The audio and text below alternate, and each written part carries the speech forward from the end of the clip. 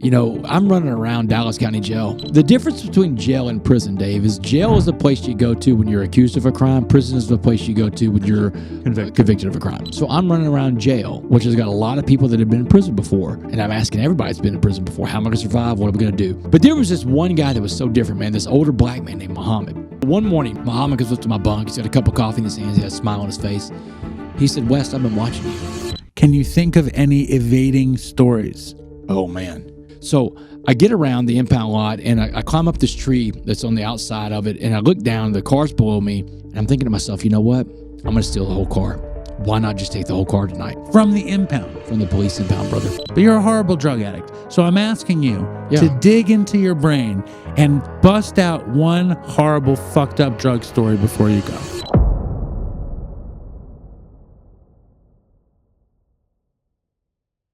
So, welcome to our show. Are you recording? Welcome to our show. Damon West, best-selling author, motivational speaker, keynote speaker, drug addict in recovery. There you go. Fucking philosopher, ex-con. What do you call an ex-con besides an ex-con? Well, it just depends, man. There's people in academia right now, people that are PC about it, they call them justice impacted people. Look, I'm an ex-con. I still call myself an ex-con. I became a criminal justice professor after I got out of prison. Criminal justice professor. And I would tell my class, man, you can call it whatever you want to call it, man. It's, you know, I think the more freedom you have to think for yourself, the better the world is. So I would tell people, man, whatever term you feel like using, use it, you know? It's like homeless are now...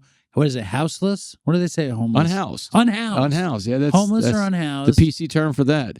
Look, I typically use, you know, in my books, I talk about me being formerly incarcerated. You know, that comes off with a little less sting for people to see than ex-con. But, you know, in my head, when I'm thinking about something, that's where I really take people to. Like, what do you think about in your head? And when I think about myself in my head, when I think about my story, I'm an ex-con. And so that's what I choose. It's my experience. Everybody gets to choose their own. Kind of like what we're going to talk about today, recovery, right? You get to pick your own higher power. You can pick your own philosophy on what you call someone that's formerly incarcerated. And we're going to talk about drugs too, and addiction, and dumb shit. And I want to know, it's like, what was I going to say? You have unhoused versus homeless. And what's the other term for ex-con again? Justice what? Justice impacted. Justice impacted. You have drug addict versus substance use disorder. Yeah. It's like people get very hung up on terminology in general. It's unfortunate that people do that too, but it's part of it, and you just got to roll with it. And, you know, it's one of those things. It's not something that's on my line, right? And if it's not on my line, then I don't worry about it. And I'll tell you where I got this not on my line from. Whenever I was in prison, and then we'll get to the story. We'll go around telling stories here. People love stories. Look, Dave, I'm a storyteller, man. This is the good thing is people love stories. We've always learned from people that told stories. Whether it's lessons, morals, principles, or entertainment, we love storytellers, and I'm a great storyteller. So what's on my line, what's not on my line? When I say that what people decide to call something is not on my line, here's where I learned about that from. In prison, I got into a 12-step program recovery, and we would start these meetings off with this beautiful prayer called the Serenity prayer. Beautiful prayer. Whatever faith you are, whatever you believe in, you can apply it, right? God, grant me the serenity to accept the things I cannot change, the courage to change the things I can, and the wisdom to know the difference. So we're at this meeting in prison, and we're in the Chapel of Hope. That's what they call the chapel in there. Every Wednesday we meet in there, and it's called the Spiritual Awakening to Sober Offenders. That's the name of our little group. So the guy that brings the meeting in from the free world, we'll call him Ray. We'll protect his anonymity. Ray says, hey, that's not your sponsor, Ray. It is my sponsor, Ray. Okay. Yeah, you read the book. I read the book. Good for you, man. Ray the dinosaur. Man, Ray is a dinosaur. Ray still has a flip phone. Ray the throwback. We are recording this in 2025, and to this day, Ray has a flip phone. You can't send him an email or a text. You got to call him. And he calls you, and he leaves a voicemail, man. He's in his late 70s. He leaves voicemails all the time. He's from Boston. My dad does that, too. It's horrible. Yeah. So Ray says, hey, Damon, today we're going to diagram the Serenity prayer. And he has a chalkboard behind him. So he draws a line from one side of the chalkboard to the other. And he said, that line is your higher powers line. And he said, but that line's bigger than a chalkboard, right? He said, it's infinitely long. One horizon universe to the next. Can't fathom how big this line is. He says, wait, what's the line again, though? The line, he calls it God's line. Okay. But it's whatever your higher power is. I'm with you. So he draws that line up there. And he said, that line is God's line. And every time you try to touch something on God's line, you've hurt yourself and you hurt other people because you're not God and God doesn't need your help doing his job. He said the first part of the prayer, God grant me the serenity to accept the things I cannot change. If you touch the line, explain that to me. Every time you try to touch something on God's line, like when you grab something that else When you want to like make something happen that you're not supposed to make happen. When you force yourself into a situation that's really not yours to be in, you get out of your lane kind of thing, so to speak. Right. So every time you try to touch something on God's line, you hurt yourself or you hurt other people. He said, stay off of God's line because you're not God and God doesn't need your help doing his job. And that's what he said the first part of the prayer was. God grant me the serenity to accept the things I cannot change. He goes and erases a little inch out of that big God line, and he holds his fingers up an inch apart for the entire room to see. He's got about 50 inmates in this room, right? Inmates, there's another term for you, right? So about 50 inmates, 50 of us in there in this chapel right there. He holds his fingers up an inch apart. And he said, if God's line's infinitely long, that's your line. You got 1 inch. He said that little 1 inch line was called humility. And he said humility is defined as being right-sized. And when we are right-sized, we can be useful to other people again. He said the second part of the prayer, the courage to change the things I can. He said the things that you can change are on your little 1 inch line, and there's 4 things you can change in this life, 4 things in the world that you have control of. These are the 4 things God gives you to work on every day. And he names them. What you think, what you say, what you feel, and what you do. And he goes over it again. He says, what you think, what you say, what you feel, and what you do. He said, if it's not one of these 4 things, you have no control over it. Can you control what you feel, though? He said the way you can control what you feel is what you do with your feelings, right? When you go through something, when you're experiencing something, do you keep it bottled up inside or do you share it with someone else? He talked about vulnerability a lot, too. He said vulnerability is a strength. Vulnerability gets a bad rap. But being vulnerable, opening yourself up to other people and allowing other people in, that's really a strength in life when you think about it, man. The strongest person can be vulnerable. And so that's how you control what you feel because you share what's going on inside you. You don't keep it inside. You let it out, right? Like the poison. So he said, if it's not one of those 4 things, you have no control over it. He says, what I'm telling you is the world goes on around you, right? You can't control the world around you, but you control the world inside you. Unless you let another person, another group, a political party get inside your head. He said, the minute you do that, you'll become a prisoner in your own mind. And he said, the prison in your mind is the hardest prison to ever get out of. He said, the last part of the prayer was the most important part of the prayer for us addicts. He said, the wisdom to know the difference between the big line and your little line every day. And Dave, I can't tell you how many times in my life now, even back then in prison and now to this day, like even decisions I make every day, I come up to decisions all the time and I look at it and I ask myself, Damon, is that on your line? And if it's not on my line, I got to walk away. Now, am I perfect about this? No, man. I mean, I'm not perfect about this, but I'm in spiritual progress, not spiritual perfection, right? I have a lot of questions. You're very good, by the way. Thanks, brother. How did you get so good at delivering this message like this? Before jail, you were not delivering messages like this before jail. No, not at all, man. In fact, the first time I ever spoke in front of anybody was in prison. I had a Muslim cellmate named Sabor, and he wanted me to come to the Muslim service on a Saturday afternoon and speak to the Muslims. And I was like, man, Sabor, I've never spoken in front of anybody before. And the Muslims are predominantly a black group, man. I'm like, well, they don't want to hear from a white guy like me. He goes, nah, man, they need to hear the story of the coffee bean. We need the coffee bean in the Muslim community. Don't tell the coffee bean yet. I won't do it yet. The coffee bean is so fucking incredible. It's incredible. It's ridiculous. It's incredible. I was going to just start with the coffee bean, but I didn't want to start with the coffee bean because this is what I want to do. Our show is mostly consumed by horrible drug addicts in and out of recovery. God bless them. Dopey Nation. My kind of people, man. Yes. Now, because Damon travels. First of all, I want to say this. Damon wrote a book called The Change Agent. Damon wrote a book called The Coffee Bean. Damon has a book coming out called 6 Dimes in a Nickel. And that's jail slang for how much time he got in jail. That is so cool. Yeah. So 6 dimes. Are you rolling out? Yeah. 6 dimes in a nickel. Now I know 6 dimes in a nickel is all about sentencing. It is. It's what it is it's prison slang for 65 years. So in prison, in the world of corrections, every dime that you get is 10 years, and every nickel you get is 5 years. So a jury in Dallas, Texas in 2009 sentenced me to 65 years for engaging in organized criminal activity. Now, you're probably wondering when you're listening to this right now, That doesn't work. The math doesn't work right. How has this guy got 65 Unless years you in look prison? incredible and you're really 90 years old. Yeah, right. Well, it's like this idea that someone could have a life sentence in prison, because 65 years in Texas is a life sentence. That's anything 60 and above is considered life. It's a natural life sentence, right? So in 2009, I stood in front of a jury in Dallas, Texas, May 18th, 2009, to be exact. And the jury, these 12 men and women in this jury box, they sat through a 6-day criminal trial. Now, Dave, 6 days for a trial. These are crimes where no one was physically hurt.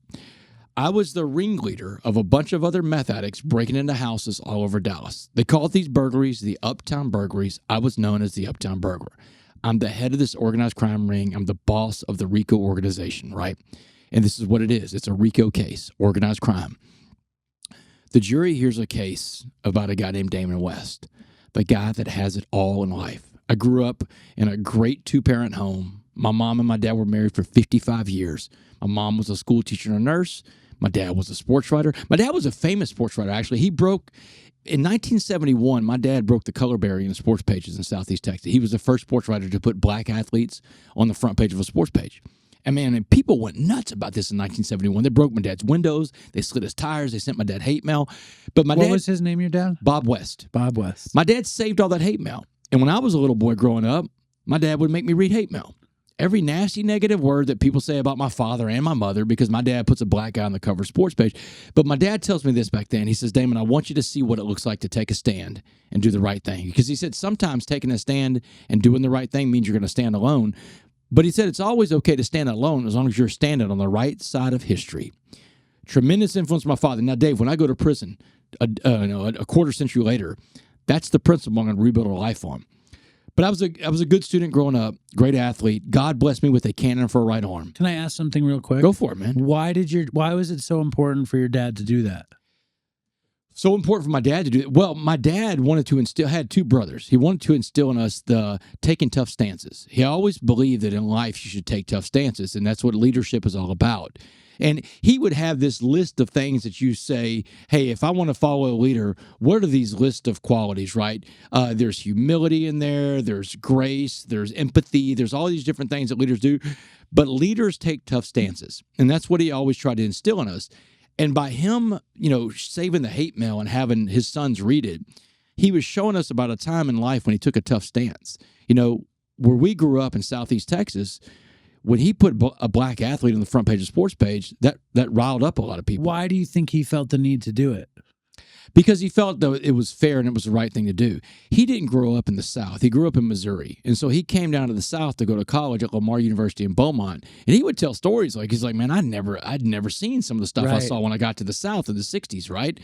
He said, I just didn't understand why everybody was so fractured like that, why racism was so prevalent like that. So he imported integration and non-racist thinking from Missouri. He had to. That's amazing. Yeah, he had. Well, I mean, he had to get it from somewhere, right? And it didn't come from where he grew up in Texas, but he saw the opportunity to take a stance and do the right thing. But it came at a great price because my parents' house was vandalized, their car was vandalized. People tried to get my dad fired. This is back before they called it cancel culture. But he couldn't be canceled because he stood up for himself. He did the right thing. And the publisher of the paper was a guy named Bill Maddox. And Bill Maddox had his back. And he became kind of like the great white hope for a lot of black athletes in Southeast Texas. He got them some ink in the sports pages. And when that happens, colleges can find them, right? A lot of these players start going to the NFL. They start going to play college football, college sports. And they remember Bob West. They remember so much so. I'll tell you, I'll just skip around here a little bit. Whenever I was in prison, so I got sentenced. I was about to say that because when the dude, he knows who you are and who your dad was, and he reacts so strongly, that really touched me. Yeah, just that experience for you and being accepted because your father was a trailblazer in the first place. Yeah, when I was sentenced to life in prison, I got sentenced to the prison that was in my own backyard. It was 10 minutes from where I grew up in a town called Beaumont, Texas, and guards would pull me aside. Guards that grew up in this Port Arthur area, black guards, they'd pull me aside and say, "You Bob West's son?" "Yeah." "Your dad's done a lot for black folks. If you need any help, you need anything goes wrong, let us know, man. We got your back." These are guards telling me this, man. That doesn't happen in prison, especially to the black and white thing, because you're going to learn from the story. In a maximum security prison like that, race is everything. Race is king. Everything is divided by race in prison, and all the races want it that way.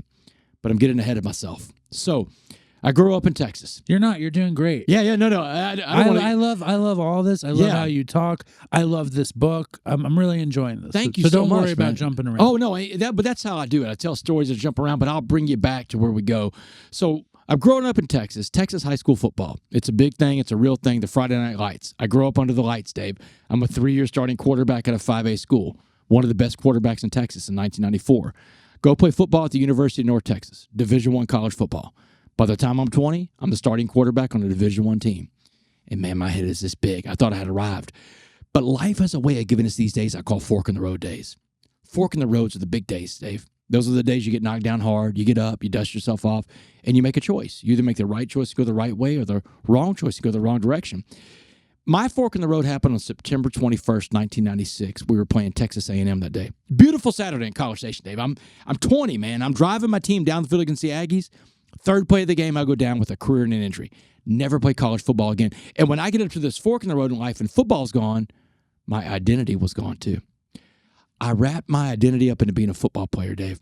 I didn't have another identity in life. I see a lot of people that do this in life too. We attach to an identity. And you can't do that, right? Because anything you attach to can be taken away from you at any time. And when I get up to this fork in the road in life, I make a lot of wrong turns because I could not live life on life's terms. The hallmark of being an addict, right? I imagine the way that your father made you read the hate mail and taught you about leadership is a big reason for how you can do what you do now, though. Absolutely. It gives me a currency to be able to do what I do now. And you're going to hear from this story that I have a unique currency to spend with America right now. Because I'm a white guy that's going to tell you a story about a time in my life when I made some really poor choices in life and I was dipped into this very toxic world where, as a white guy, I got to experience some stuff that not a lot of people get to experience and come out and tell the other side of it. My story and the backstory of it, there's just not another one like it out there. So you hurt your knee. My shoulder. You hurt your shoulder. Before that, had you smoked weed? Had you drank? Where were you in the world of... Yeah, so here's the deal. When I was 10, I got in my dad's beer for the first time. I liked the way the alcohol felt in my system. I started drinking at a very young age. When I was 12, I smoked my first joint. I had a lot of substance abuse issues going on, but I didn't really understand substance abuse at that time. This is the 80s, too, by the way. So there wasn't a lot of talk about addiction and behaviors and criminal addictive behavior because it really is criminal addictive, right? I'm breaking the law by doing this stuff at 10 and 12 years old. Sure. But there wasn't a lot of conversation about that. And I could throw a football. Man, it didn't matter what I did, Dave. I could throw a football, man. I had a cannon for a right arm. This is Texas, man. We love our high school football. So all the problems that I had in life were always swept under the rug because I'm the star quarterback in this town. But at 20 years old, that's gone. There's no more footballs I'm throwing anymore. I don't have a shoulder to throw it with. How close to drug addict, alcoholic were you before you hurt your shoulder? Oh, I was bad, man. I would drink all the time, man. And I tell people all the time, look, you're going to hear from my story. I progress all the way to meth. But the worst thing of all that people do, I think, is drinking. And I think alcohol is the number one villain out there, man. It's the one that's most readily available. It's the one people abuse the most. My story is going to have a little bit of everything in it. But alcohol, man, that was I drank all the time in college. I drank all the time in high school. Tell us about being the star quarterback who's drinking. Like, what's the lifestyle like? Oh, man, the lifestyle was you play hard, you party hard. And that's what it was about, man.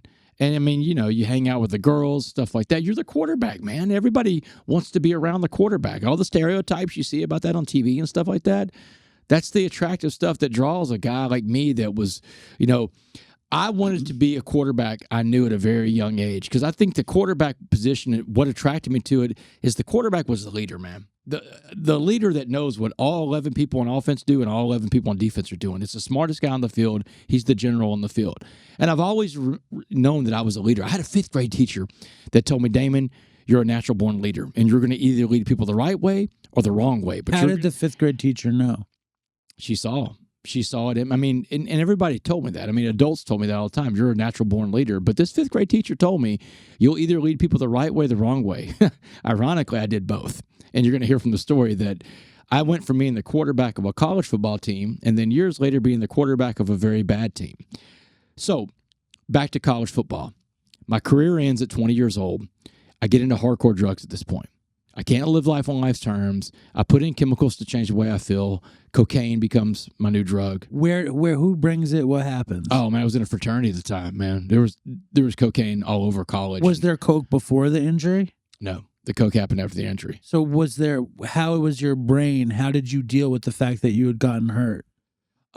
I tried to numb it I tried to numb the pain. First, it started with pain pills because I had shoulder surgeries going on. Then I cut my Achilles in half the next year when I was trying to come back and get on the team. So I had another injury that happened on top of that, more pain pills, and then I get introduced to cocaine, and that's what I started going after. And I was doing party drugs too. I was doing GHB. I was doing ecstasy. This is the late 90s, right? So I missed out on GHB. that's not a bad thing. Okay. It's not a bad thing. There's some people that didn't make it to the other side because of GHB. But I was partying in a fraternity.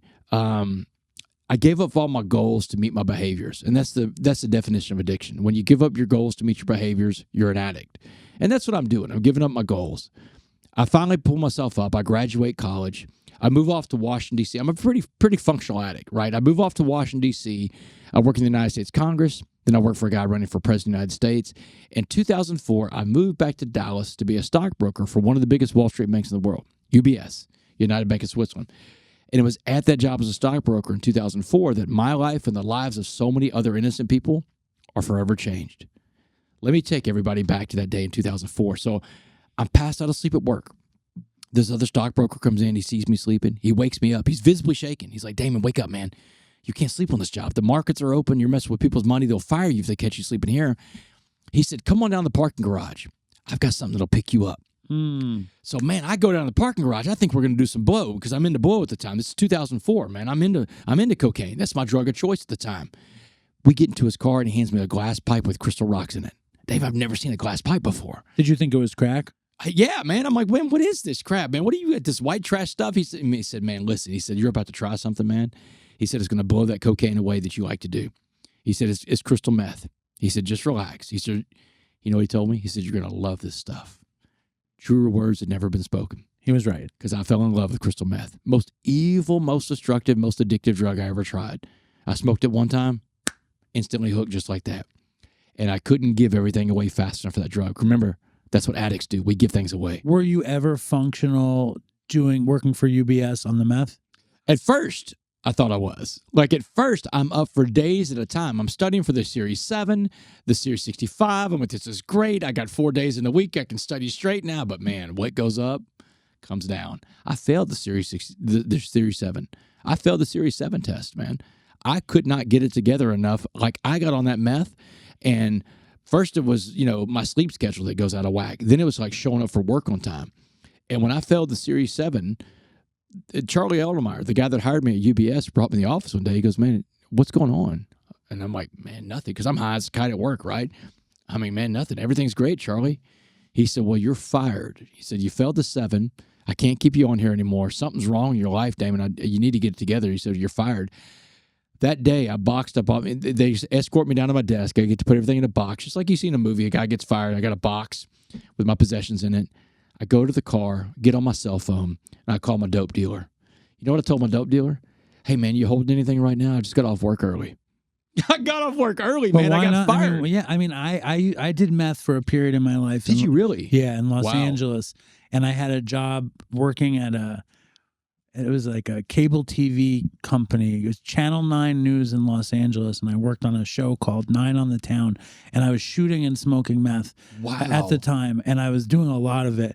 And I wasn't my love, but I just was doing it because I was a drug addict. And I was insane. And I remember they called me in to fire me. And I was like, I'm just not sleeping. I'm all right. And they're like, dude, we know you're on drugs. It's obvious you're on drugs. And I remember leaving there with a box of my shit on meth. And it was the only time I had ever actually been fired on drugs. Every other time I just stopped going to work. But with meth, I actually had to get fired. So I can relate to this story.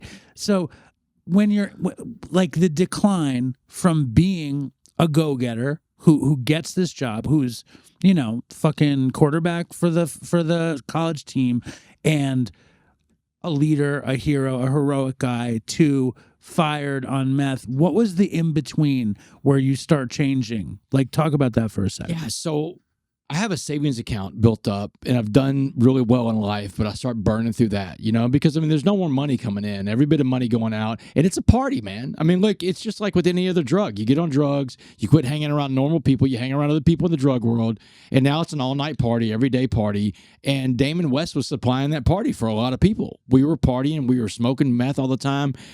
I finally get upside down. I get in with these cartel guys, get upside down, right? And so they're living in my apartment now. They've taken over my apartment in uptown Dallas. I live in uptown, man. One of the nicest neighborhoods in Dallas, right? That's where I was living as a broker.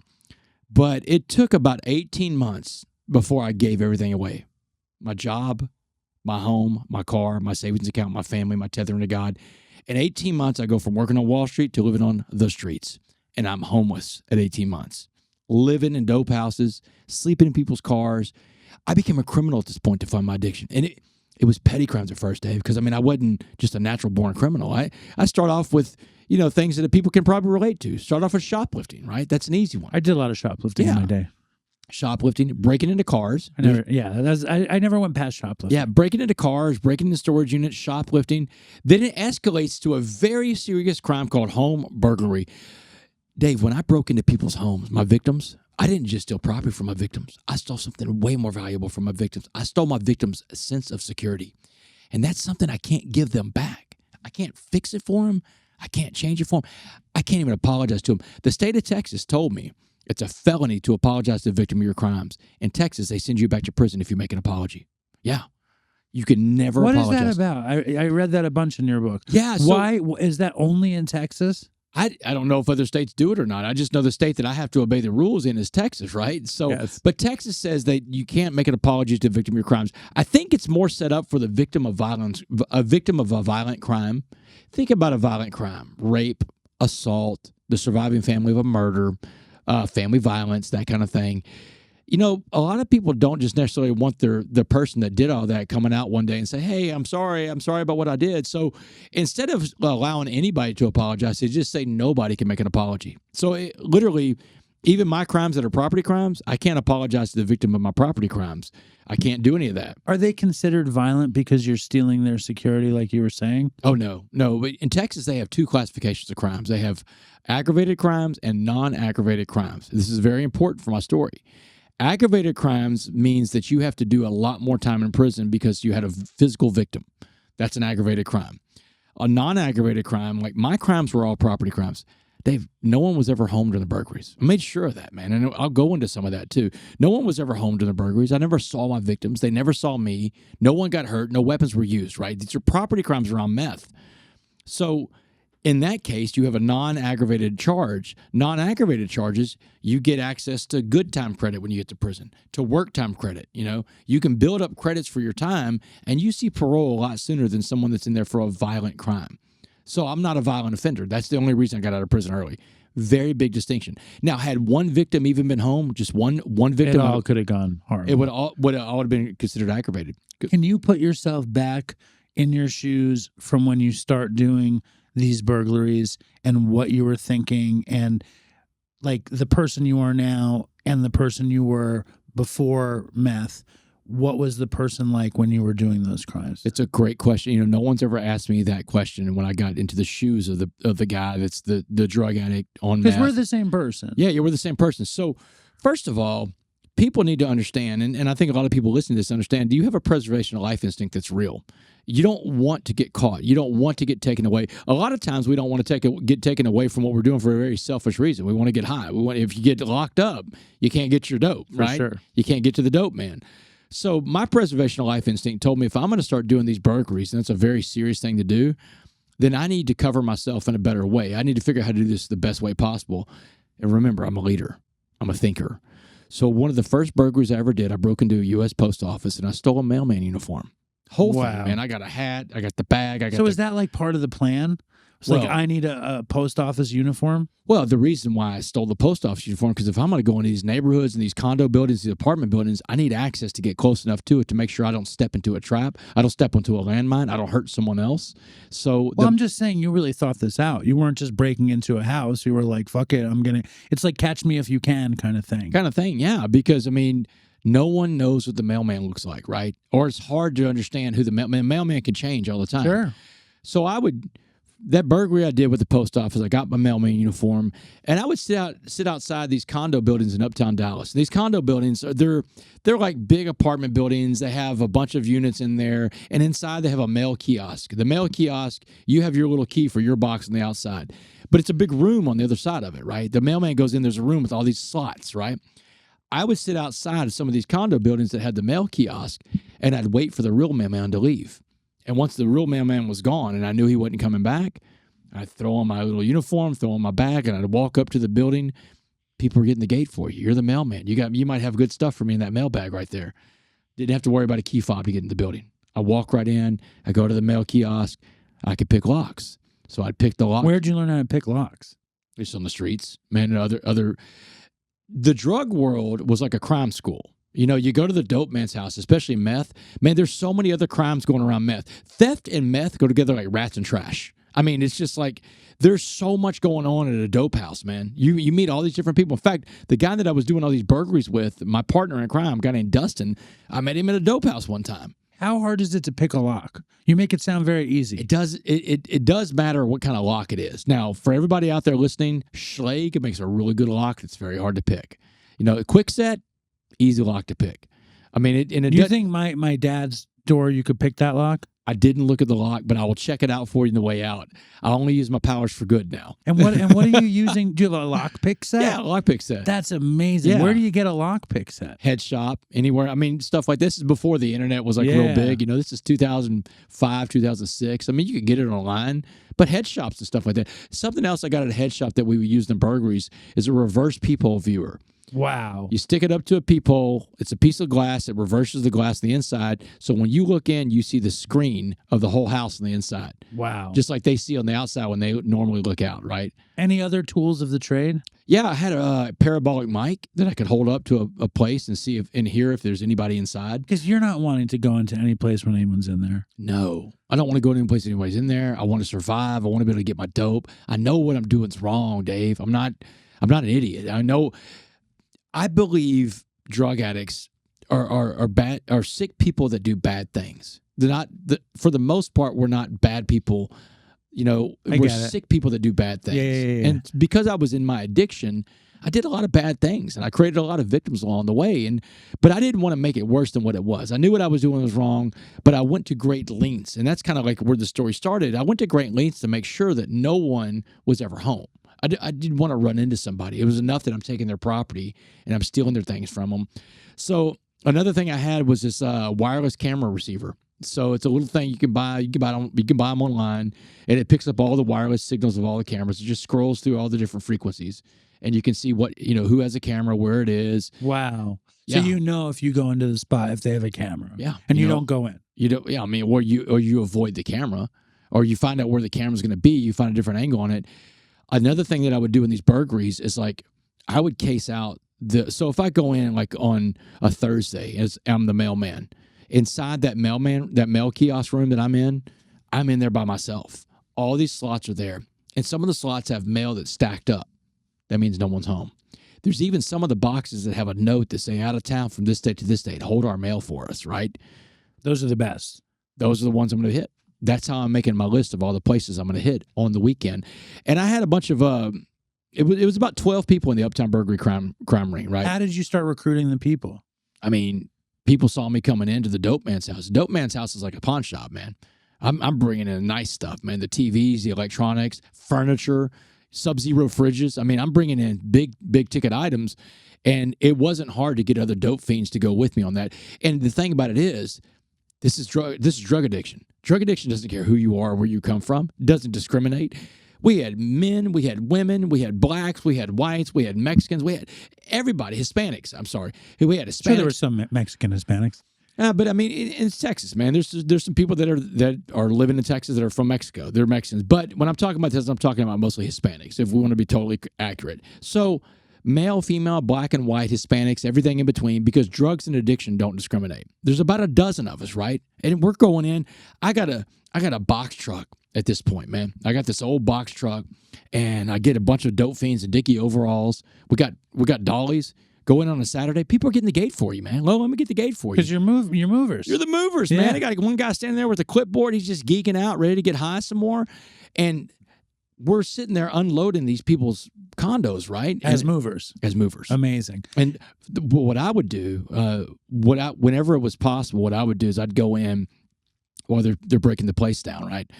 I'd go in and I'd look for the key fob of the car that was likely left behind, because you got someone's out of town for a while.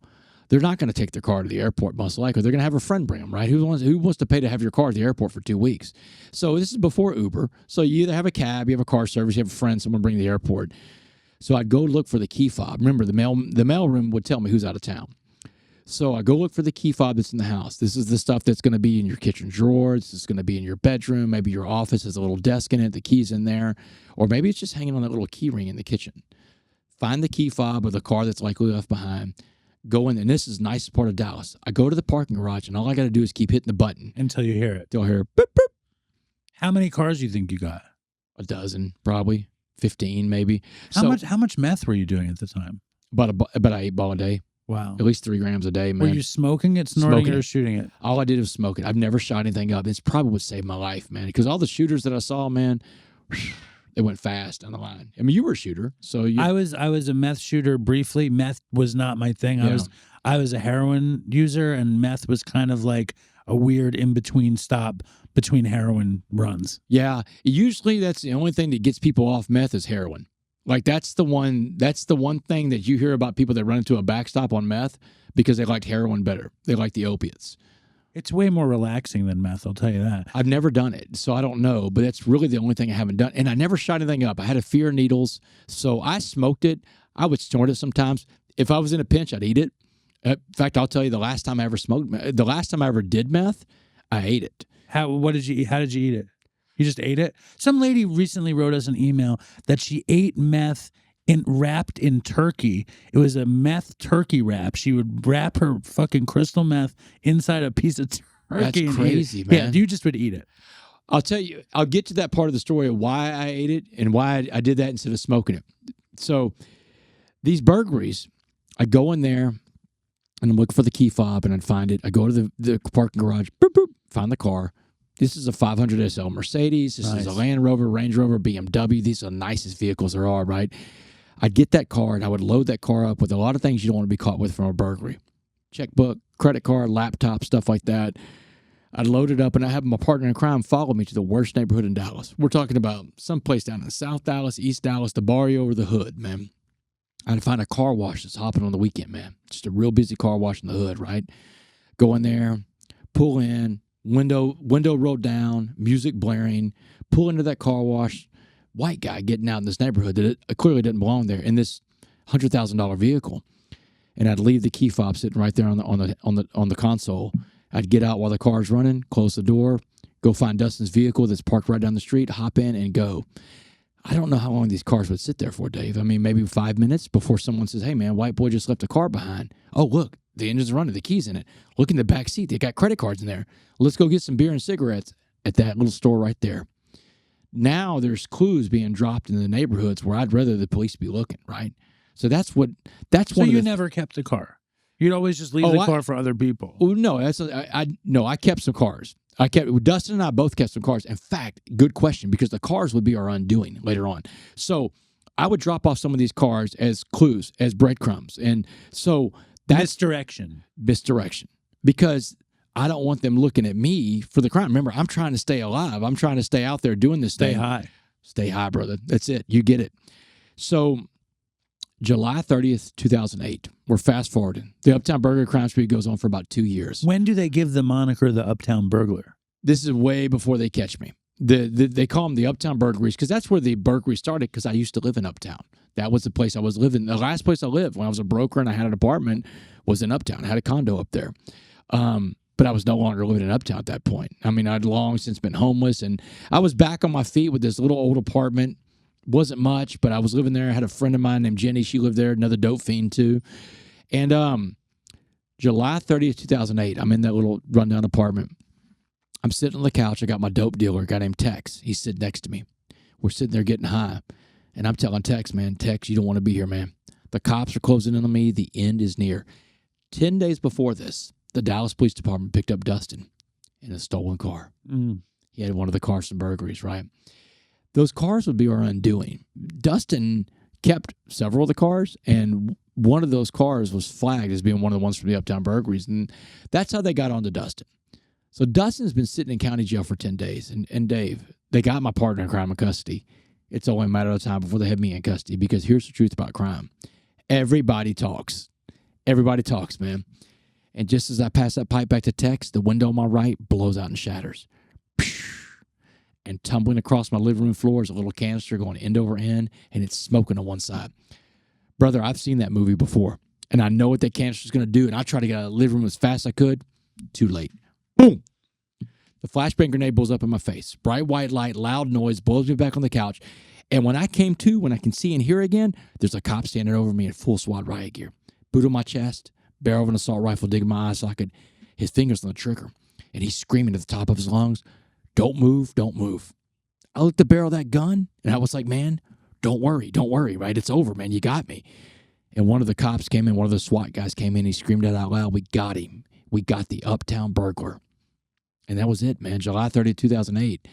Most of the stuff that you stole, you were saying the meth spot became kind of like a pawn shop. Oh, yeah. Well, I had several meth dealers, too. And what were you doing most everything as straight trade, or were you selling a lot of stuff, too? Most of it was straight trade. Straight trade. But it got so, it's, you know, you had too much stuff, right? You know, the meth world, right? I mean, it's like, I got to collecting this stuff at some point because I was breaking in. We were doing so many burglaries that we ended up storing a lot of the stuff. In fact, I've got a second apartment. When they get me that day, there's a second apartment right down the road from mine. I call it the safe house. It's a 2-bedroom apartment full with stolen stuff. Over $1 million of stolen stuff they retrieve out of this second apartment because I'm a dope fiend, man. I'm unorganized. I can't get it together. You know. Well, but let me ask you this: were you a good student before all this? I wasn't. I was a good student, but it had to be a subject I was interested in. Because, like, if you look at it, I mean, obviously now you're, you know, best-selling author, speaking 21 days a month or whatever, crazy schedule, travel, success, vision, execution, practice. Like, that's what I'm witnessing in your life and what I've experienced from your life. The way you set up the robberies was very similar. It was like a prototype. You get the fucking postman's costume, you get your people, you had a method. Like, you were born to execute, and the drugs kind of fucked you up. But how like, was it weird when you're operating a scam at such a high level, or were you like, holy cow, I can really do something here?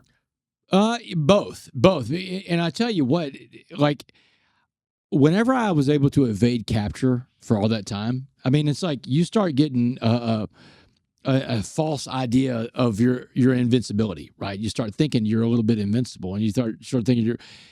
Part of it is too, you know, the cops were looking for blacks and Hispanics committing these crimes. But that's where the evidence was dropped off in their neighborhoods. You know, that's why they were looking for blacks and Hispanics. All the stolen shit wound up where the meth spot was. Well, but the cars you'd leave sometimes were the meth spot. Well, the cars I would leave in the neighborhoods where I want them to look, and so that's, I mean, they're thinking it's blacks and Hispanics committing these crimes because that's where some of these stolen cars are ending up, right, in those neighborhoods. But it's really this white guy that can dress up. When I'm in the medical district, I can dress up in scrubs and walk around. I'm a ghost. Would you do that? Oh yeah. When I was in Uptown, and I'm Abercrombie and Fitch. If it's more the younger crowd, if it's more of a business area, I'm wearing a suit. I'm just saying, like, I'm a ghost. It was extensive planning and execution. It was, but criminals are stupid. I'm going to tell you why. So when they arrest me that day, they take me to Dallas County Jail. First of all, it's this massive arrest, right? SWAT's there. There's dozens of police cars on my street because when they pull me out in the zip ties and they take me out the front yard to load me in the car, I'm looking down the street and there's cop cars everywhere. The streets are blocked off, right? massive operation. I'm like, man, they To really get you. Yeah, they really. I mean, Uptown burglar. They really got me. So they didn't pat me down though. So they take me to Dallas County Jail, and it was like some kind of weird VIP line almost, because you got all these people that had been arrested that day on July 30, 2008. They're waiting to get booked in. Man, they brought me into the front of that line. So I got to skip the line one last time in life, go to the front of the line. They told me to empty out my pockets. They didn't empty out my pockets for me, Dave. They told me to empty out my pockets. So I pull out my cigarettes, my Marlboro Lights in a box. I pull out my lighter. What I don't pull out is the little baggie of dope that I have and the key to the second apartment. So I had it on me. They have to figure out a way to get to the second apartment. I've got the key on me. All they had to do was pat me down. But I didn't pull that out that day. Pulled out my cigarettes, my lighter, threw it on the counter. They said, get back in intake. I was gone into the intake area where all the people are waiting around for their mug shots, fingerprint and all that. There's no cops back there. I got that dope in my pocket. I go in one of the urinal stalls. I pull it out, and I look at it. I'm like, this could be the last time I do this for a while. And I eat the dope. July 30th, 2008. It's not just the day I was arrested. That's my sobriety date. That's the last day I ever did anything, man. And you got to eat the dope, too. I ate the dope. July 30th, 2008. Quick question.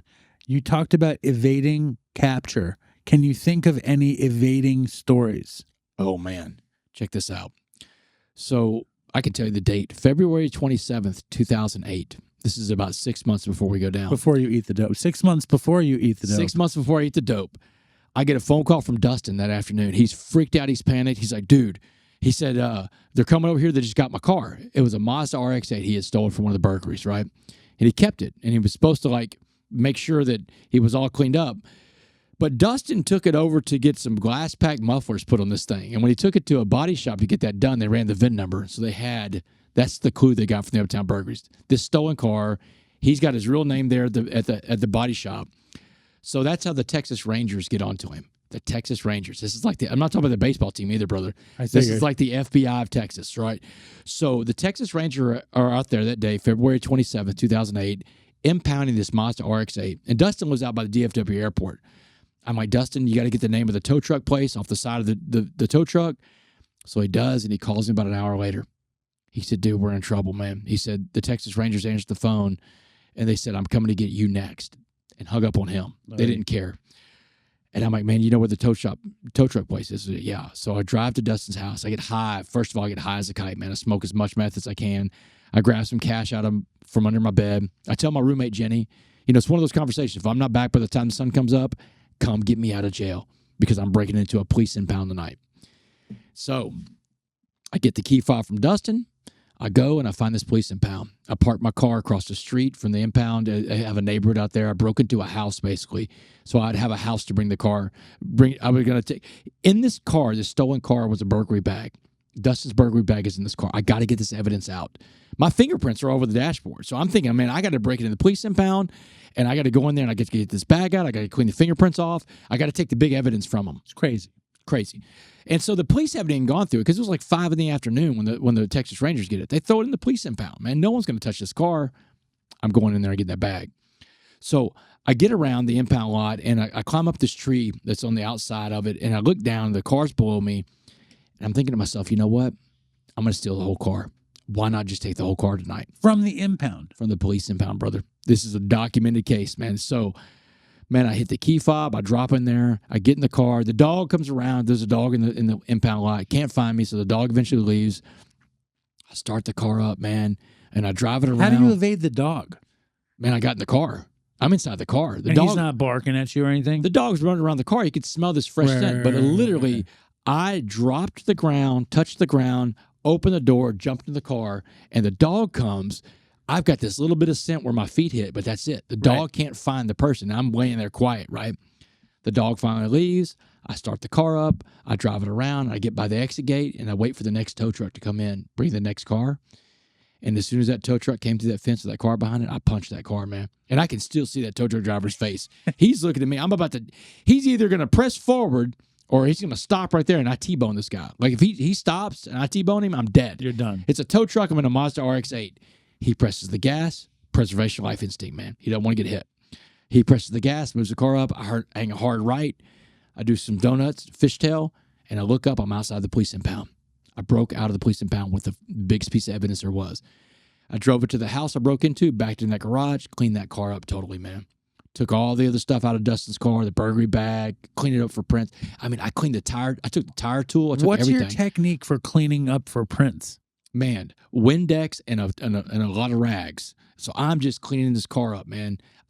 There's not a fingerprint left on this car. You're pretty fucking savvy, though. You're picking locks. You're dusting prints. You're pretty savvy. But I'm also a reverse peephole. I'm also a ticking time bomb, brother. Yeah. Because once I stole that car from the Texas Rangers, that was just like the clock was ticking backwards at that point. Because you shamed them. Shamed them. You can't be stealing a car from the Texas Rangers. You can't steal from an impound lot, man. You don't steal evidence like that. No one gets away with that. And they knew it was the uptown burglar who stole that car. They didn't know it was me for sure, but they knew it was because that was their first big piece of evidence from the uptown burglaries, right? Well, they knew. Did they know then that it was a group? Oh yeah, yeah. They knew it had to be a group. I mean, they just didn't know who the leader of the group was. And look, man, whenever the SWAT team gets me, whenever this all goes down, they've got one of those charts at my trial, those pyramids, right, of all these different heads on it.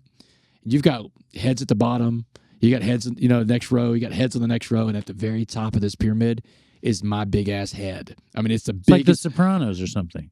Yeah, and it is, and that's in fact the prosecutor is telling the jury, this is the Al Capone of Dallas. This is the Tony Soprano of Dallas. That's what they're leaving out the fact that I'm a dope fiend, man, and I'm just trying to get high, But it's the fear that they're telling these people. This guy is the leader of a criminal ring, man. Do you think they knew how much of a meth addict you were? And then, oh yeah, they totally know. Prosecutors know. They knew all that. They knew the whole thing was about drugs. But the thing is, you're going to this trial, and that's your only defense, man. My guy the defense attorney's like, we're going to try to plead voluntary intoxication, which is not really a real defense. But when you do that, you tell the prosecutor, all we've got is the fact this guy's a drug addict. And the prosecutor's like, well, we'll make sure the drugs don't even come into it. So in my apartment that day that the SWAT team gets me, there's dope there. Remember, my dope dealer just come and dropped off some dope. We're sitting there smoking on the couch. Guess what I don't have to my name to this day? A dope charge. They get me smoke. The flashbang grenade goes right by the bong I'm smoking, man. I mean, they've got me dead to rights on a dope charge, but I never have gotten a dope charge. Why? Because if I have a dope charge, then the jury looks at this like, you're a sick person instead of a criminal. That's it. So there's to this day, and it's really kind of helped me out, right? I go into a lot of schools now, and there's paperwork you got to fill out for schools if you're an ex-con. But if you're an ex-con with no drug charges and you're an organized crime charge, your paperwork's a lot easier to fill out. And they don't, I've never not been let into a school, by the way. I've been doing this for 10 years now. There's never been a school that didn't let me in because I don't have a dope charge. So thanks, prosecutors, for not charging me with a dope charge. How did they wind up rounding up your crew? Okay. Remember I told you criminals are stupid, right? Yes. So they get me to Dallas County Jail. They set my bond at $1.4 million. This is the biggest bond in Dallas at the time. Dude, there's 9,000 people in Dallas County Jail right now, Dave. It's one of the biggest jails in America. 9,000 people in this. It's like a city when you walk inside this place. Right. Think about 9,000 people, what that looks like. No one else at the time, not murderers, not child molesters, not rapists, has a bond that high.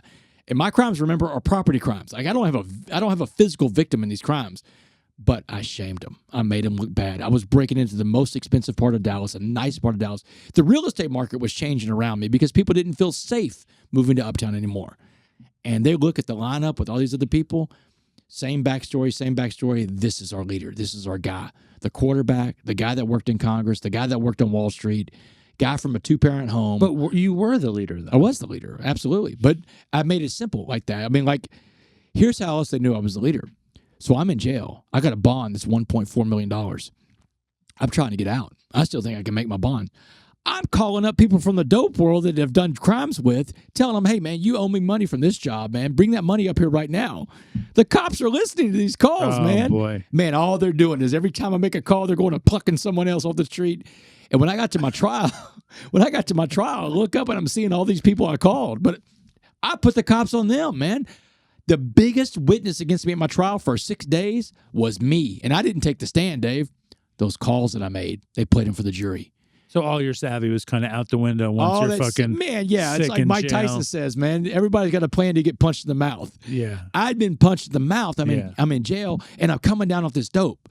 I'm sitting here talking to cartel guys that are coming into the jail, like, hey, man, I remember you from the streets, man. Can you get some dope brought in here? I'm trying to get dope brought into county jail. How much do you remember those first days after you had stopped smoking the meth?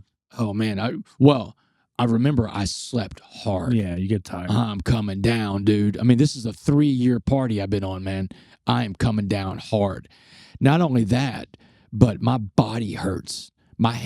It was so hard to pick up my head off the bunk, right? You're coming off that dope, and your head feels like it's 1,000 pounds, man. You can't even pick up your head. Food. I started shoving everything I could in my face, man. I'm eating honey buns. I'm eating ramen noodle soups. I put on like 65 pounds of fat in jail, which is going to hurt me when I get to prison because I got to fight for my life once I get there. But I'm not a big guy. If those of y'all listening to it, you're not watching this right now. I'm about 175 pounds, and that's about my normal body weight, man. That's what I carry. I'm 230 something pounds when I get to prison finally because I sat around coming off the dope, eating everything in sight, depressed, down. And they don't have a detox program in Dallas County Jail in 2008, 2009. The detox program is they just take you, they throw you in a cell. The really interesting cases were the opiate guys, right? They're bringing in these people that are for days just defecating themselves, they're throwing up. They put them in a corner.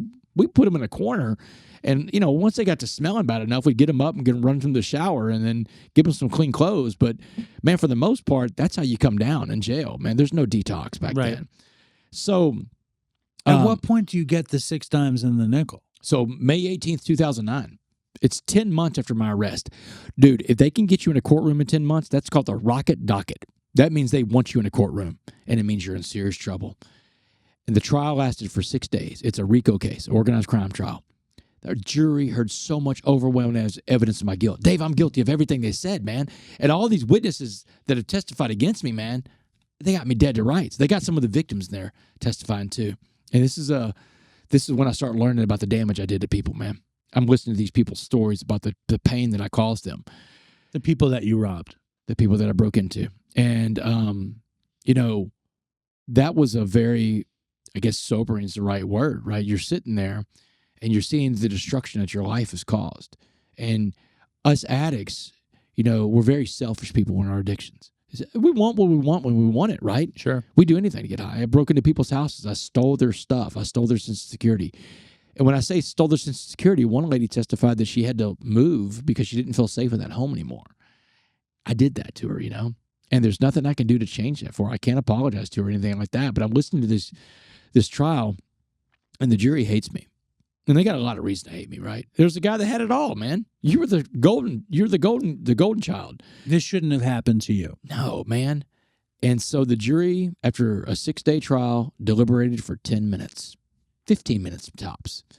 And man, that's way too fast. I knew I was in trouble. They brought me back in the courtroom. One of my lawyers looked at me. She said, brace yourself. This is going to be bad. And I'm like, how bad? She said, well, you were gone for that brief 10, 15 minutes. The jury sent a note in for the judge from the jury room. They wanted to know if they could give you life without parole. Wow. That's a capital punishment, Dave. That's for people that kill people. Why do you think they had that reaction? Oh, man. I mean, look, first of all, I was an arrogant, unremorseful guy in front of them that day. They heard all those jailhouse tapes. The judge. They heard you asking for the people to come with the money. I'm telling people to bring them. I sound like Tony Soprano, man. Right. But Tony Soprano, let's talk about that comparison, right? Before we get into all the reasons why. Tony Soprano was morally ambiguous as a character. What I mean by morally ambiguous is like Tony's a bad guy. We know Tony's a bad guy, but we root for Tony. We love Tony. We love Tony. Tony takes his daughter to soccer practice. He loves his, I'll say he loves his wife. He loves his wife. He loves his wife. But Tony was a family man too. We saw the other side of Tony. My story about my life, I'm a morally ambiguous guy because you've got this other part of my life where I was a really bad guy. But then you get to the other side of it we're about to get to when the change starts happening. I start living in the solution, and you want to root for that guy because we love the underdog stories, Dave. Americans love underdog stories. I think we love the underdog story because when we see the underdog win, we know that we can win too, and we want to root for the. It gives hope. Yeah, but a story like mine, it's morally ambiguous. you can root for the character, but you also can root for his comeuppance. My comeuppance happened on May 18, 2009. The jury sentenced me to 65 years in the Texas Department of Criminal Justice.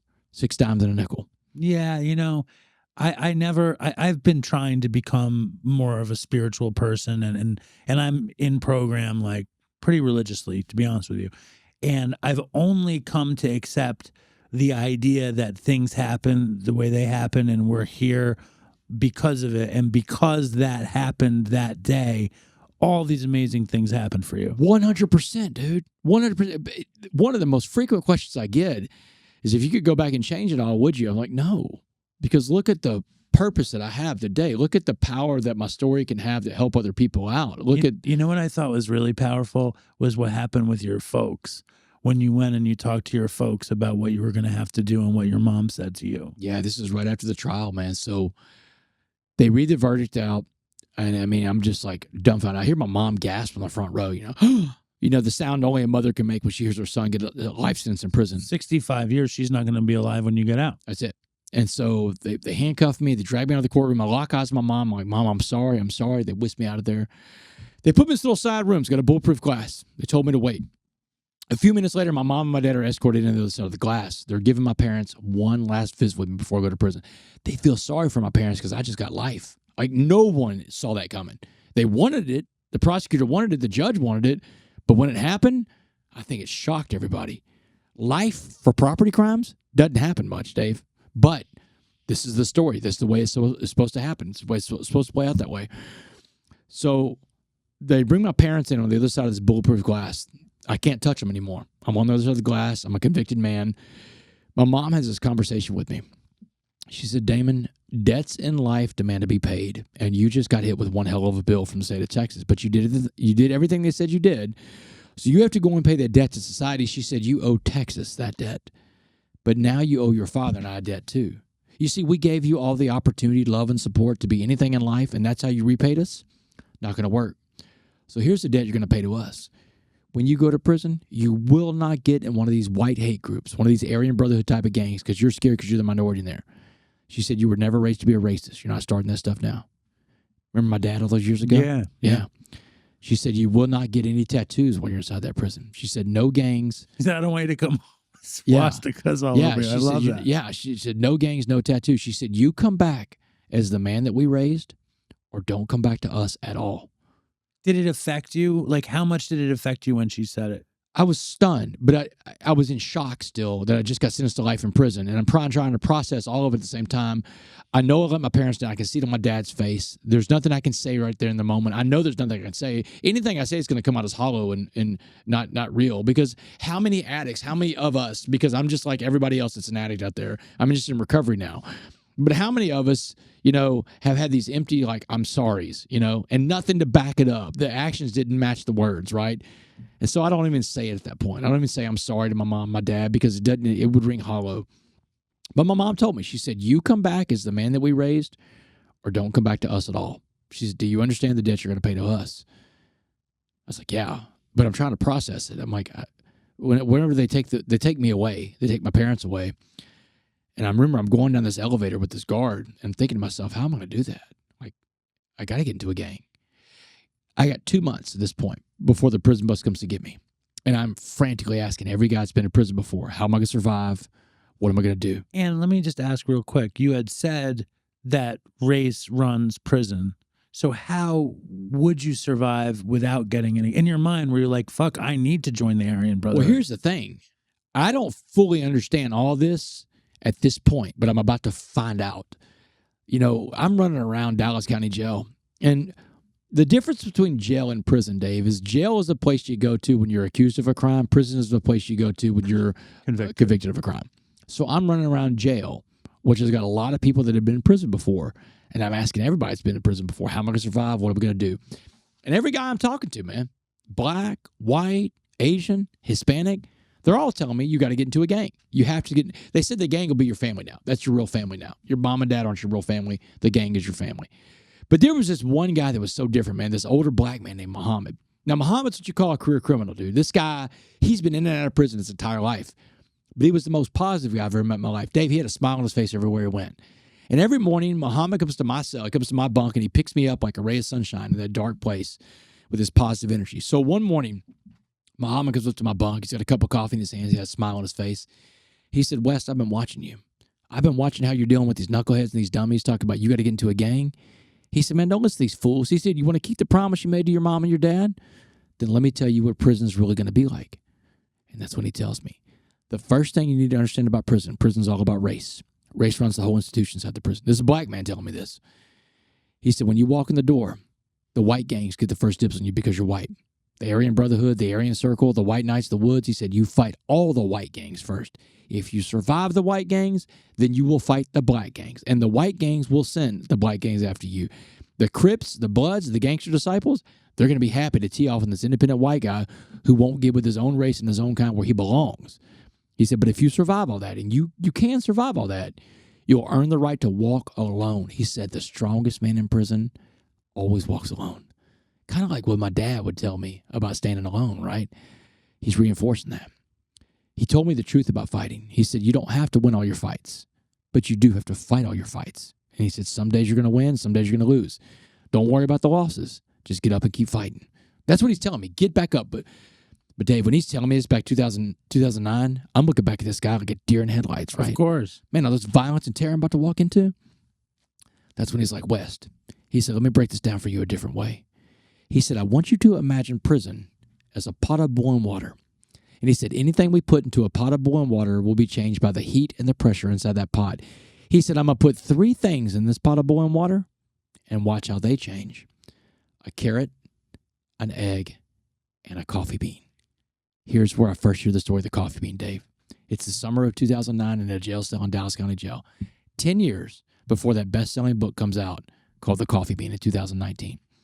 So he said, first things first, West. If I put a carrot in that pot of boiling water, what happens to the carrot? I'm like, the carrot's going to turn soft. He said, that's right. But the carrot went into the water hard, didn't it? But the water turned the carrot soft and mushy and weak. You don't want to be the carrot. He said, what about the egg? What happened to the egg in the pot of boiling water? I'm like, the egg is going to turn hard, man, like a hard-boiled egg. He said, that's right. He said, now the egg has a shell that can protect it physically on the outside, but inside that shell, that soft liquid core, that yolk, that heart, turned hard. He said, now, if your heart becomes hardened, you become incapable of giving or receiving love. He said, if you're incapable of giving or receiving love, you're institutionalized. You don't come back as someone your parents recognize. Your eggshell has swastikas all over it. Then he asked me the question. He said, what about the coffee bean?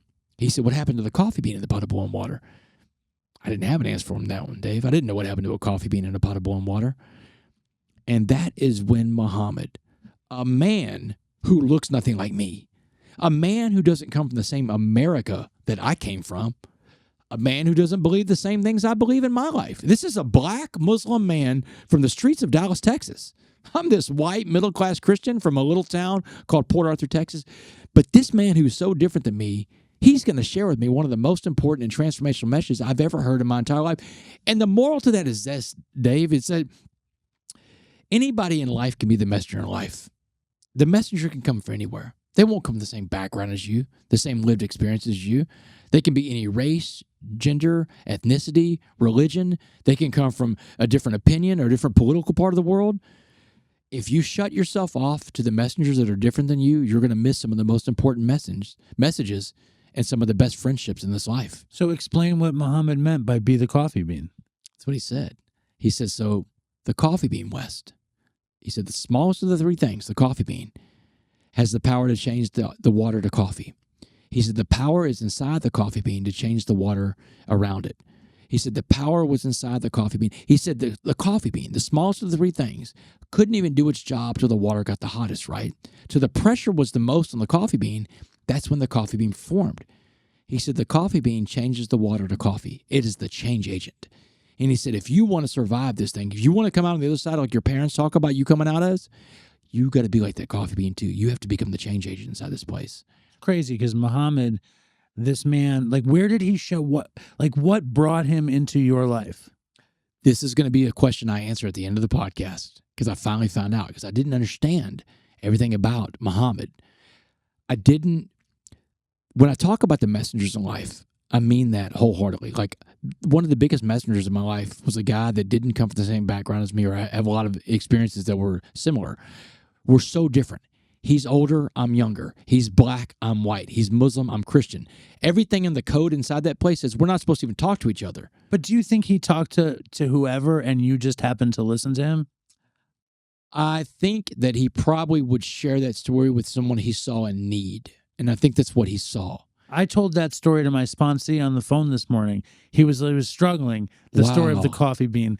Because when I heard you tell it, I was just like, the idea to bring energy to a space, to change the space, as opposed to letting the space change you, can be applied to every space in the world. That's it. And that's what he told me that day. He said everything else was changed by the water.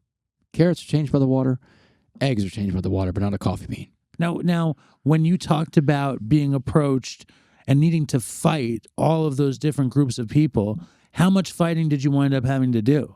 Oh, man, a lot. So let's get to the prison stories. People love prison stories. That's another thing I found out as being a storyteller.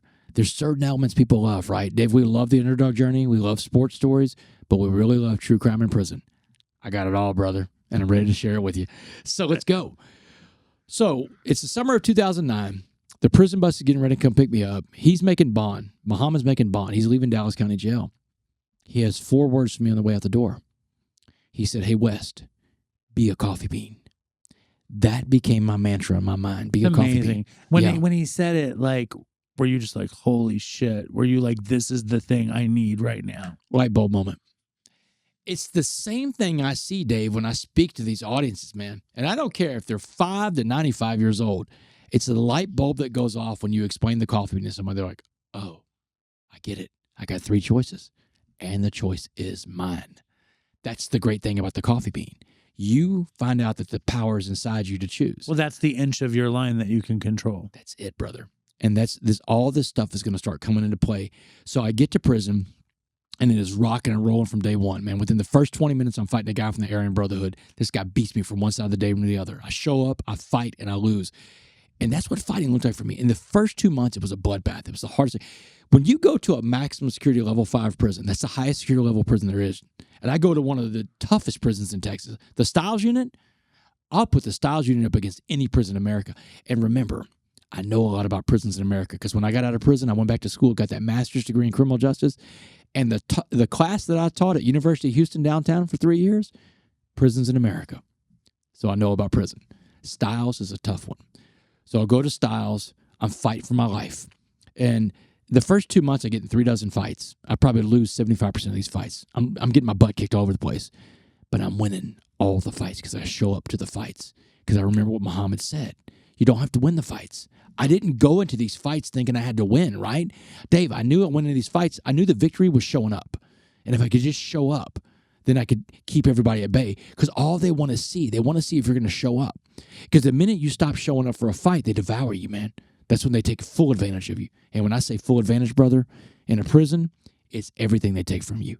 Everything. I saw it happen to guys in there. Had you fought much as a kid, as a teenager? A little bit here and there. Most of the time when I was drunk. I mean, so it's like most of the fighting I did, I was intoxicated. But in prison, there wasn't any more intoxication, man. This is like get up every day. In 2 months, if you're getting in 3 dozen fights, that's a fight every other day, man. You're fighting a lot. But here's how it goes. For 2 weeks, I fight the white gangs. They finally tap out. They send the black gangs in, just like Muhammad said it would be. 6 weeks into prison, man. I get up on a Monday morning, that's 6 weeks. And I'm so close to, I'm holding my fingers up an inch apart. I am this close to being a broken man. My hope is almost gone. The violence, the terror is too much. I'm still fighting the black gangs at this point, 6 weeks in. I make a decision that day to use the only thing I haven't used to earn respect inside that prison. That's my athletic ability. Now, God blessed me to be a tremendous athlete in life, Dave. I was a Division I starting quarterback at 20. I'm a baller, brother. But the rec yard where you play sports, the most intimidating place I've ever seen because it was the most segregated place I've ever seen. Every sport is segregated by the color of your skin. Every sport. You walk out there, they got a sand volleyball court. Sand volleyball, whites and Hispanics only. Handball, the big concrete handball walls, all the races can play handball. You want to play doubles in handball, your doubles partner, same skin color as you. The weight stack, like you see in prison movies, everybody wants to push that iron. And all the races can lift weights. But if you want someone to spot you or work out with you, your partner, your spotter, has to be the same skin color as you. The chow hall. You can't go to the chow hall, get your tray, and sit down at a table with people from a different race. Man, you can't. Race is everything. And all the races wanted it that way. Everybody wanted the division of races. That's how they kept the order in prison. It's run by race. And to this day, it's still like that. Absolutely like that. And here's a warning. I tell people all the time, listen, I lived in a maximum security level 5 prison, and I came out and I was able to tell the story. Prison is a microcosm of what the world out here looks like when you take the brakes off, you take the guardrails off of society. You start removing the guardrails of our society out here, and you say, hey, no longer is it fashionable, or you don't have to worry about being inclusive of other people, man. You can do whatever you want, and you can exclude whoever you want and do all that. You'll start looking more and more like a prison when you do that, because human beings are tribal, Dave. Tribalism, that's how humans survived for 8,000 years, right? Think about it, man. For most of recorded history, human beings broke off by other human beings that looked like them. All this stuff of us living around each other, this is the last couple hundred years of human history, man. It didn't always used to be that way. Human beings are very tribal.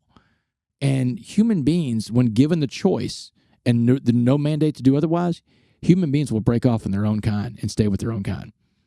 So remind me, you had 6 weeks of fighting.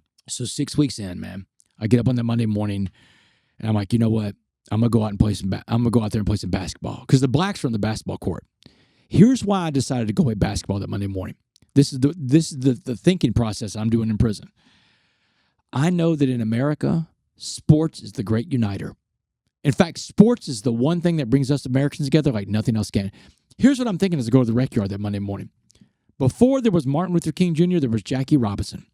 Before you integrated lunch counters in the American South where I grew up, you integrated locker rooms. So you had a vision. Had a vision. My dad. You were going to be the Jackie Robinson of white basketball in Texas. Or of black basketball, I'm going to be the white player that goes in. Yeah.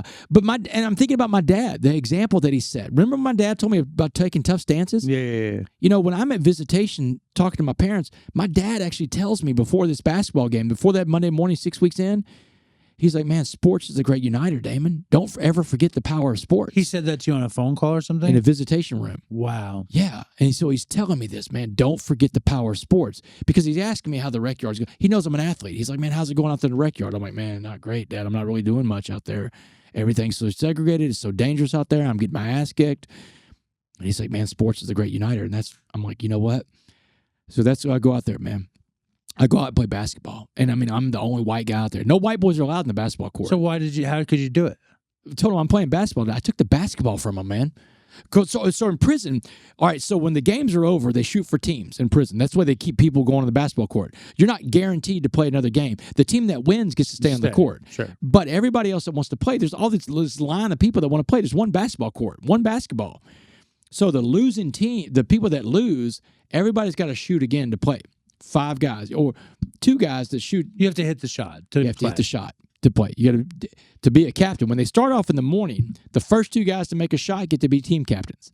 That's who picks the teams. So everybody takes these free throws, and if you make a shot, you're the captain. 2 guys get to pick. So I'm watching this game play out. I don't tell anybody what I'm about to do. I just go out there and I know I'm going to do it. I'm watching this game play out. I got my feet on the basketball court. White boys aren't allowed to have their feet on the court, man. People are looking at me like, what's this white boy doing? But it's a lopsided game. I know what side of the court the game's going to end on. And, man, as soon as that basketball goes to that last basket for that last point, I ran and jumped in that basketball. I wrapped it up like a fumble drill in football, man. Dave, I got this ball wrapped around tight, and, I mean, the entire basketball court swarms around. Give us our ball back, white boy. And I'm like, man, toughest voice I could find. I'm like, man, I'm playing basketball today. I'm going to shoot my shot. I'm going to be a captain today. They're like, what? We're going to kill you today, man. And, man, the biggest dude out there, man, this blood from Houston named Jay Blood. Jay Blood says, you know what? Back away, y'all. Let the white boy shoot. He said, you know what, white boy? I hope you can make this shot. So I'm standing at the free throw line, man. I mean, that free throw, man, that basketball goal looks like it's 100 yards away, man. It's a lot of pressure. Trick on your mind. I mean, it's like the worst possible situation. But here's the deal, man. My back is against the wall. I'm fighting these guys every day anyway, man. I'm about to die in this prison. But my dad's even telling me, man, you can't come back as someone we don't recognize, man. You got to fight. No matter what it takes, you're right and they're wrong. Just remember that. So I'm up on the free throw line, and I remember this sentence that this coach I had in college would say. It was one of the most powerful sentences I ever heard in the English language. It was only 10 letters. I mean, only 10 words, 20 letters total. If it is to be, it is up to me. And that's what's going through my head. I keep repeating in my head, if it is to be, it is up to me. This is the free will that we have in life, you know. You can have all this other stuff going around you, the spiritual world and all these things working in that world, but you've got the power of free will, and you've got to act on that free will. You need to take action. I took action that day. I get up the line, I make my shot, I'm a captain. So we pick our teams, and now I'm playing the most bloody basketball there is, man. Now it's like white men can't jump. Yeah, it's not 5-on-5, it's 9-on-1, right? And my own teammates don't want me out there, man. But it's basketball in the maximum security prison, man. You can punch, kick, scratch, bite, pull hair. I ended up the first day I ended up with a black eye and a busted lip, but I survived. I show up the next day. I make a promise to myself every day on the basketball court when I'm done. I'm coming tomorrow. In fact, I would tell those guys, I'll be back out tomorrow. Yeah, whatever, white boy. And I'd show up. That's what I found in life, how you keep confidence, how you build confidence. You keep the promises you make to yourself. That's how you build confidence. You make these little promises, you keep them. You show up every day. Persistence. Persistence, man. And after a week of playing basketball with those guys, they circled up around me in the basketball court. Jay Blood does the talking again. He said, Wes, you don't have to worry about us anymore, man. You're good to go, man. You took everything we had. You gave it back when you could. That took a lot of guts. He said, and you never got racial. You never got racial with us. He noticed that, too. He said, you never said any racial words. You never called any racial words to us. He said, so here's the deal, man. You don't have to worry about the blacks anymore, man. You're good to go. Go live in peace. Man, that was it, man. 2 months in prison. The violence is over. Did you have a squad, though, like the unit on the court that you were like, those are your team? Well, they would come by and get me every day after that to play basketball. They'd come by and bang on my cell door. Come on, man. Let's go play some basketball, West. I belong, man. The first group that ever brought me in to them was the blacks on the basketball court. Drove the whites crazy, man. It drove the Aryan Brotherhood and guys and stuff like that crazy. Because here's what I found out. I found out that a lot of those guys that get into the AB, the AC, the White Knights, all those gangs, they don't really want to be there, man. They don't. A lot of them didn't really buy into that racial They're just stuff. scared. They're scared to death, man. And if I don't have this directive from my mom about coming back as the man we raised, you can't get in one of these gangs, and I don't run into Muhammad who tells me the story of the coffee bean, then I break too. Dave, that's the reality of it, man. I break. But all those things did happen. All those things did happen. And I did not come back.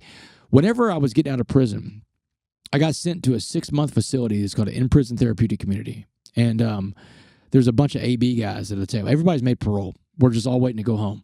I walk by this table with all these AB guys, Aryan Brotherhood, and they're like miserable, man. They're like this. I was like, man, what's wrong with y'all, dude? We're all about to leave prison. And one of the guys was like, yeah, man, but we got to report when we get out. I was like, I got to report to my parole officer, too. I got 48 hours to report. They're like, no, dumbass. We got to report to the gang. And I'm like, the gang? What do you mean? This stuff's not over. This game y'all been playing the whole... They're like, this is for life, man. You got 2 weeks to report when you get out there. You don't report, they come out to your family, they come out for you. I said, you're going to come to prison the rest of your life then. That's a criminal organization, man. You're going to be committing crimes forever. They're like, that's what we chose, man. That's our life. And so it made me really appreciate, the end of prison when I'm getting ready to get out, made me really appreciate my mom and the conversation she had with me and Muhammad and all these people on the way. Here's what I found in life. I didn't get here by myself. There were a lot of people that helped me. I had a cellmate named, Armando. Armando was I call him Carlos in the book. Carlos is a great guy. He's one of my best friends in the world. I still talk to him all the time on the prison phone. I put money on his books. Sabor, another black Muslim cellmate.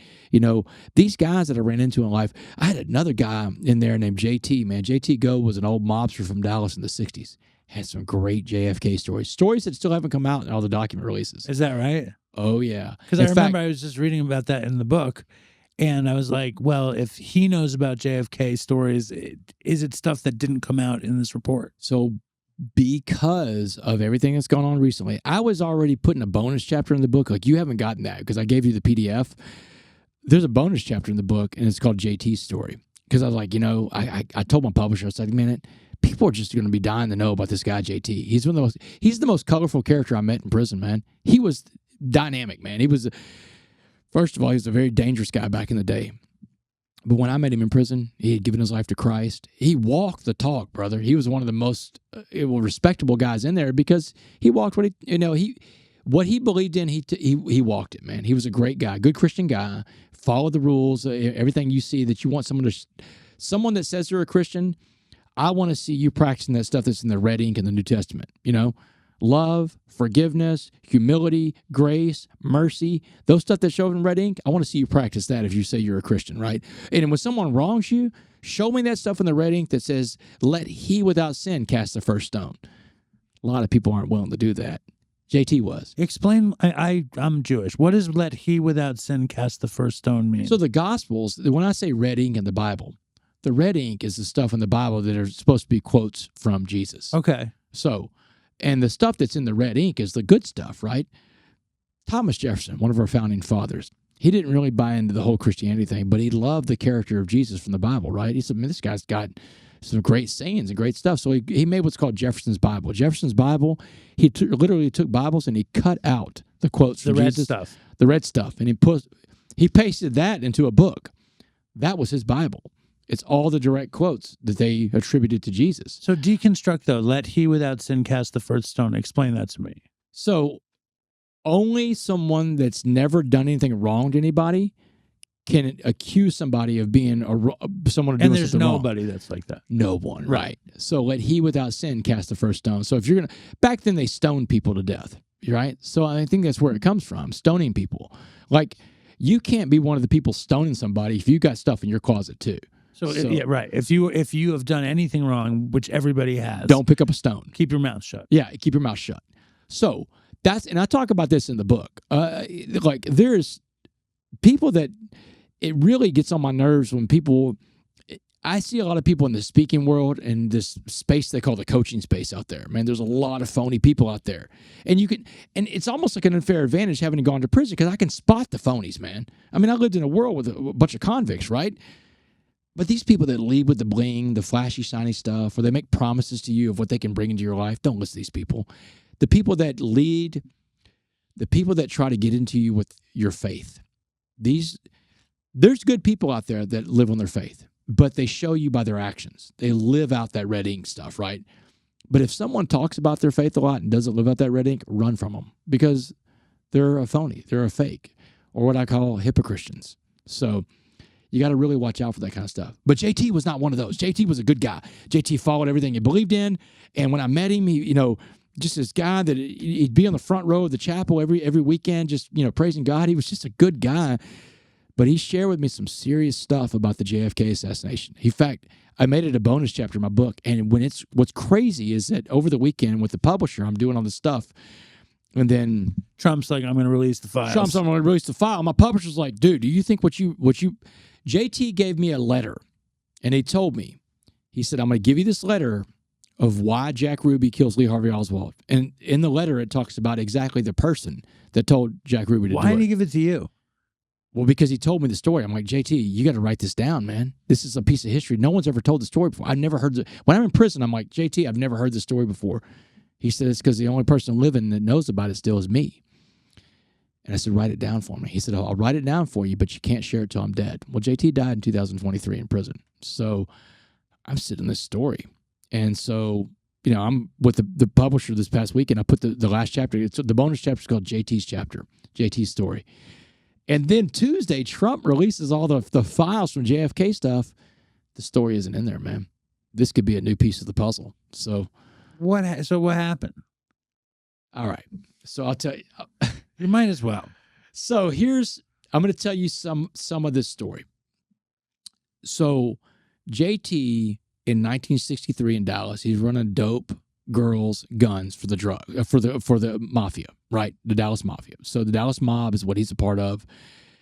And one of the girls, Jack Ruby has this club called the Carousel Club. The Carousel Club is a strip club, so a burlesque club. They call it burlesque back then. Jack Ruby had this rule that you got to be out of the club at a certain time. Well, there's this girl that was staying behind because she was packing up all of her stuff and she was going to leave the life. She had an airline pilot she was going to get married to. And she stays after hours. So Ruby doesn't know she's in there. And when she's getting ready to leave the Carousel Club that night with all of her stuff, she hears Ruby in his office, Jack Ruby's office at the corner at the end of the hallway right by the stairs to get down. Here's Ruby in there, and there's another guy in there, and they're yelling at each other. And Ruby's like, I don't want to do it. Why me? And the other guy's saying, you have to do it. For 25 years, we've put you up. We've propped you up here in Dallas. You're going to do this for us. Well, The other guy is a guy that represents the New York and Chicago mob. That's who's telling. I'm not going to give in all the details right here, but that's who's telling Ruby to do this. And she recognizes the guy because she's seen him in the club before. And Ruby's like, I don't want to do it. He's like, you have to do it. You have to go to city jail. You have to shoot Oswald. And we got it all set up. They know you're coming. You have to do this. And she's like, man, I know I just heard something I should have heard. And she tries to get out of there, but they hear her. And they chase her out of there. She hops in a cab that's waiting out front. This cab driver's sitting in the cab reading a newspaper. She hops in. Go, go, go. Goes. Mob guys are chasing her. She's on the run.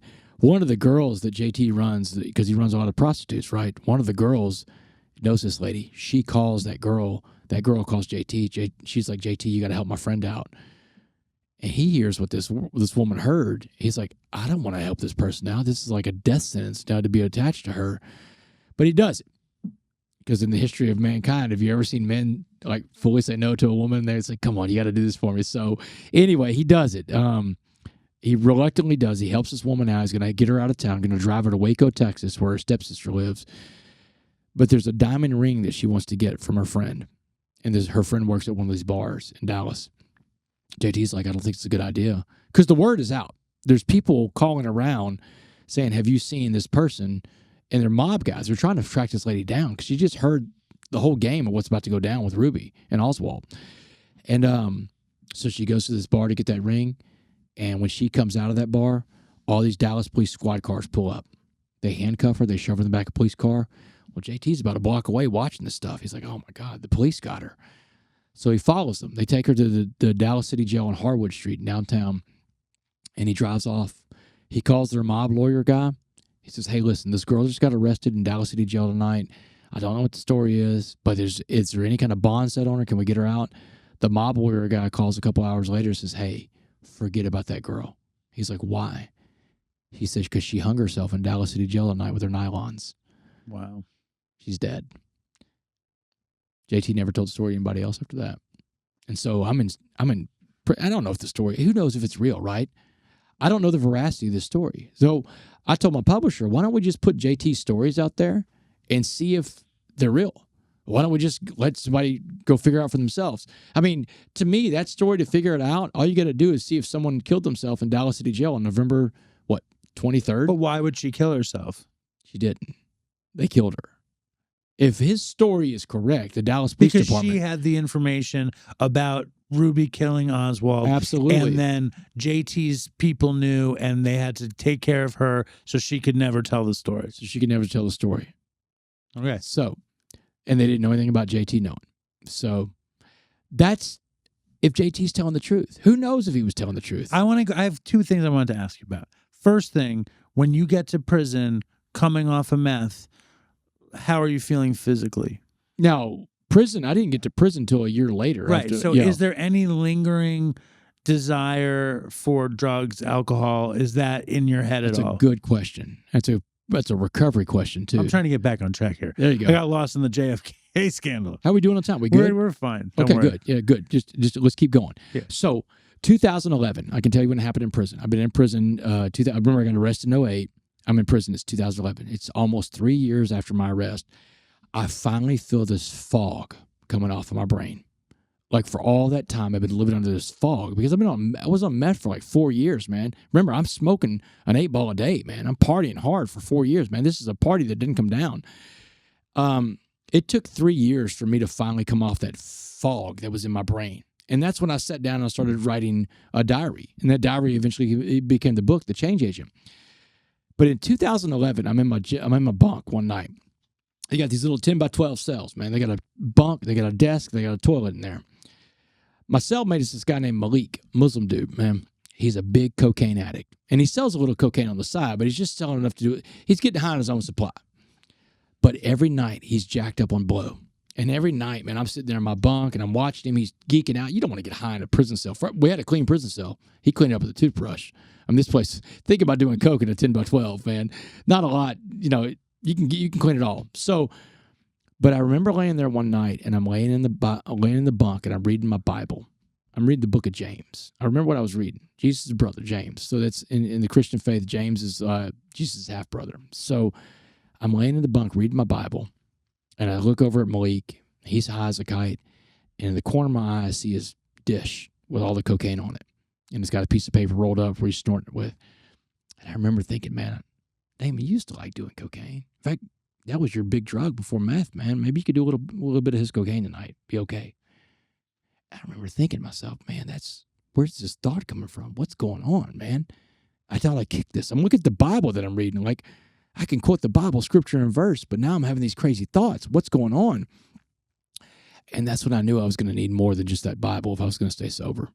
So I dropped they're called I-60s, which is a request form. I dropped an I-60 to go to AA and NA classes inside the prison. Had you been to a meeting before that? Never in my life. You were just like, I could probably use But this. they had some guys in my pod that were going to the meetings. And they would come back talking about the stuff.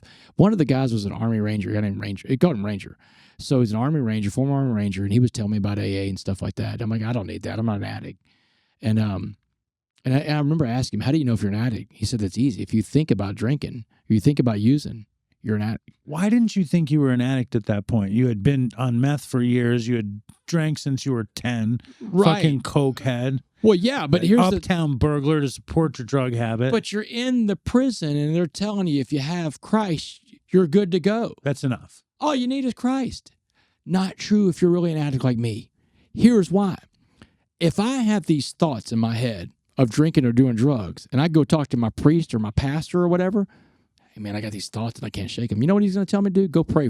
Go pray. That's all my sponsor ever tells me to do anyway. That's what a pastor's trained to do, man. Go pray. But a sponsor in recovery, you know what my sponsor told me whenever I was talking to Ray one day, and I had these, it was after prison, and I was at a party and I wanted to have a glass of wine. I remember he told me, if you ever have a thought, you got to call me, man. Stop what you're doing, call me. So I called Ray one night. This is in 2016, man. I'm out of prison already. I called him up, and I said, man, I was at a party tonight. I almost had a glass of wine. He said, you're going to have these thoughts for the rest of your life. He said, your brain has this thing called euphoric recall. Euphoric recall means you like to repeat success, right? It's a self-defense mechanism for your brain. You don't remember the bad stuff. You remember the good stuff. And he said, right now you have been out of prison long enough to forget how bad it was. He said, so we need to play the tape out all the way to the end. We need to take this decision past this moment and play the tape out all the way to the end. And so he walks me through it. I'm sitting in my car that night. He says, I want you to imagine you're back at the party. Are you having your glass of wine now? He said, drink your wine. So I was like, all right, I'm drinking the wine. He said, good. Now that we're drinking wine again, what drugs are we doing? He said, no. He said, now that we're drinking wine again, what did you like to drink in the world? What was your drink? I was like, bourbon. I was a bourbon guy. He said, good, drink your bourbon. He said, now that we're drinking bourbon, your drink, let's do some drugs. What drugs did you do with bourbon? I was like, well, cocaine, because cocaine and bourbon go together really well. He's like, yes, they do. So this is two addicts talking to each other. And he said, good. He said, now that we're doing some drugs again, he said, what was the drug that did you in your story? What was your drug of choice? It wasn't cocaine. What was it? I said, meth. He said, that's right. You were a meth head.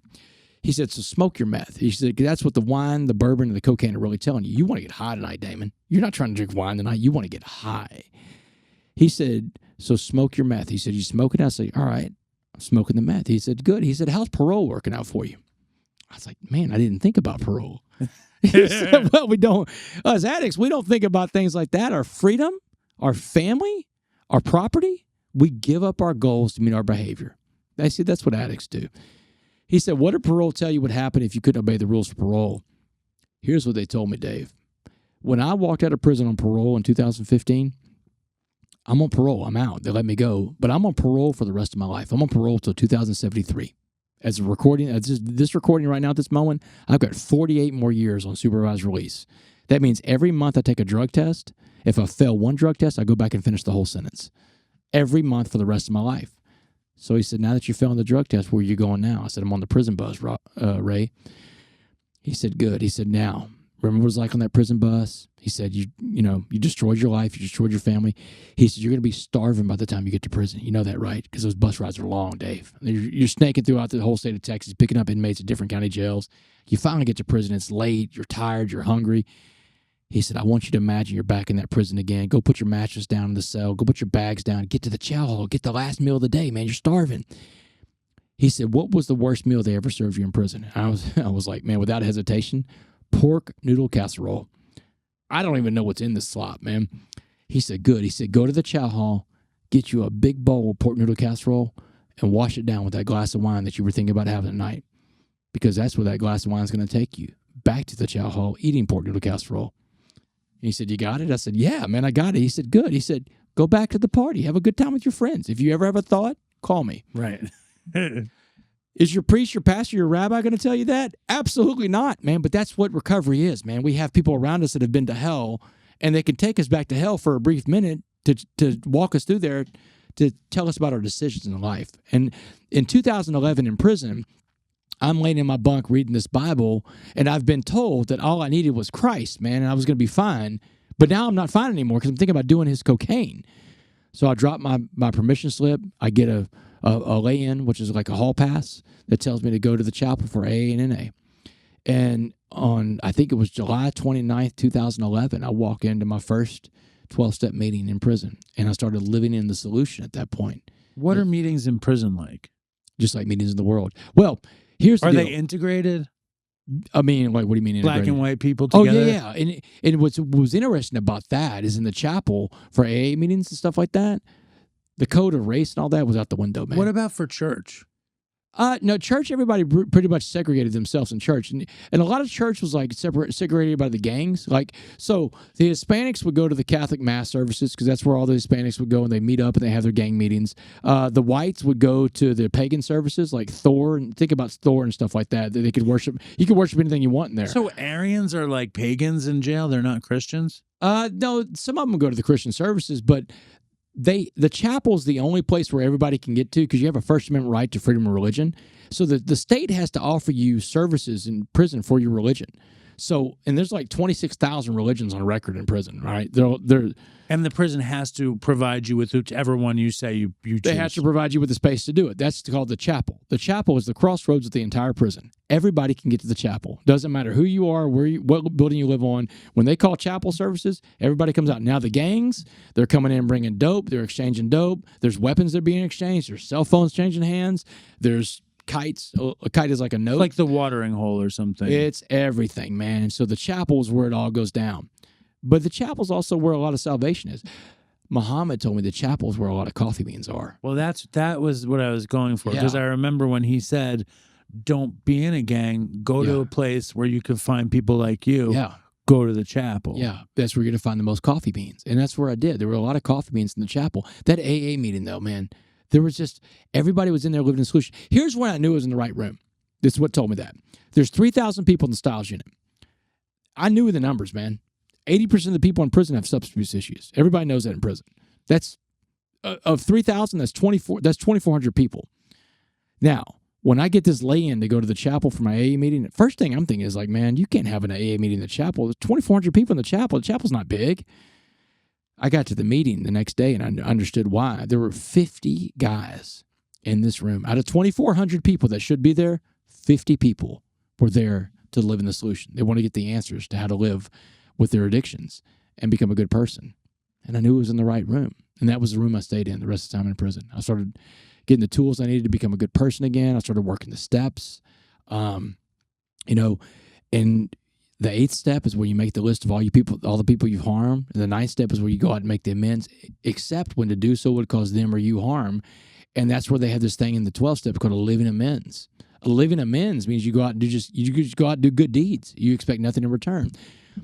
And that's what my life has become, Dave. My life has become this guy that's going out and living amends every single day. I look for ways to serve people every day. I learned a prayer in prison, and it's the same prayer I've been praying since 2011 when I started going to those meetings. Every morning I get up and I ask God for 2 things. And whatever faith you are listening to this, plug this into your faith, or if you have no faith at all, I get up and say, hey, God, put in front of me what you need me to do today for you, and let me recognize that when I see it, because I don't want to miss whatever that thing is. Is it easy for you to recognize? If I want to be honest, that sometimes I act like I can't see it because I don't. I was like, oh, I don't want to do that. But then like, oh, I need to do that. Right. Sometimes, and that's the thing about working a program, a spiritual program. I had a spiritual awakening in there. And I believe, I'm Christian, so my higher power is Christ. But you can believe whatever you want to believe. I think that's a beautiful thing about the 12 steps, right? You can believe whatever you want to believe or believe nothing at all, right? But in my faith, I believe that if I do what Christ needs me to do for him every day, then he'll take care of my needs too. Not my wants, but my needs. Needs and wants are 2 different things, right? I've seen in my life all the needs be met and then some. by just living this out. So I have to check myself because there's times when I see stuff and I'm like, I don't want to do that. Oh, I need to do that though. You know, I got to check myself, man. Like I told you earlier in the program, I'm not into spiritual perfection. I'm into spiritual progress. I stumble, I fall all the time. Making the effort, being willing. Being willing, man. And like another thing that really is a crazy part of your story is probably because of all these spiritual principles is why somebody like JT hooks you up with Mr. Winston to learn how to write a legal appeal to get out. Yeah, man, that's the thing. Mr. Winston was a big guy. I still stay in touch with him. He's still alive, man. But you know, he teaches me how to use the law library. Now, that writ that I wrote, that legal writ that I wrote to get out, it didn't end up getting me out, but what it got me, this is the crazy part of the story, it got me my first job out of prison. I worked at a law firm when I got out of prison. In fact, these lawyers took notice of the legal work that I did. They were floored. You became a criminal law professor. Did it all come basically from JT hooking you up with Mr. Winston? Oh, yeah. Well, Mr. Winston was a great teacher. And here's what it also comes from. And this is circle back to the ever-loving point of this whole podcast, is the perseverant spirit, the perseverant nature of the human spirit, right? My back was against the wall. I had to learn how to use the law library. I saw it as my only way out. And when your back is against the wall, you don't feel like you have a lot of choice or a lot of options, you'll do what it takes, man. Because, I mean, you find the opportunity in adversity. And that's what my whole life has become. What's the opportunity in this adversity? Most people will never go through a SWAT team raid. It's just not going to happen, Dave. I mean, most people will never have to sit through a SWAT team come through their living room, right? But the SWAT teams of life come to us in different ways. A SWAT team of life, it's a divorce. It's a bankruptcy. You know, it's a marriage failing. It's your job being lost. It's something happened to one of your kids, a pet dying. These are bad things, bad events that happen in life, or SWAT teams that come for you. But I challenge everybody all the time, when the SWAT team comes, what's the opportunity there? How can you grow from this experience? Because I don't believe life happens to you. I believe life happens for you. My friend Ed Milet told me that. Life doesn't happen to you. It happens for you. Everything in life, the good and the bad, is always happening for you to become the best version of you.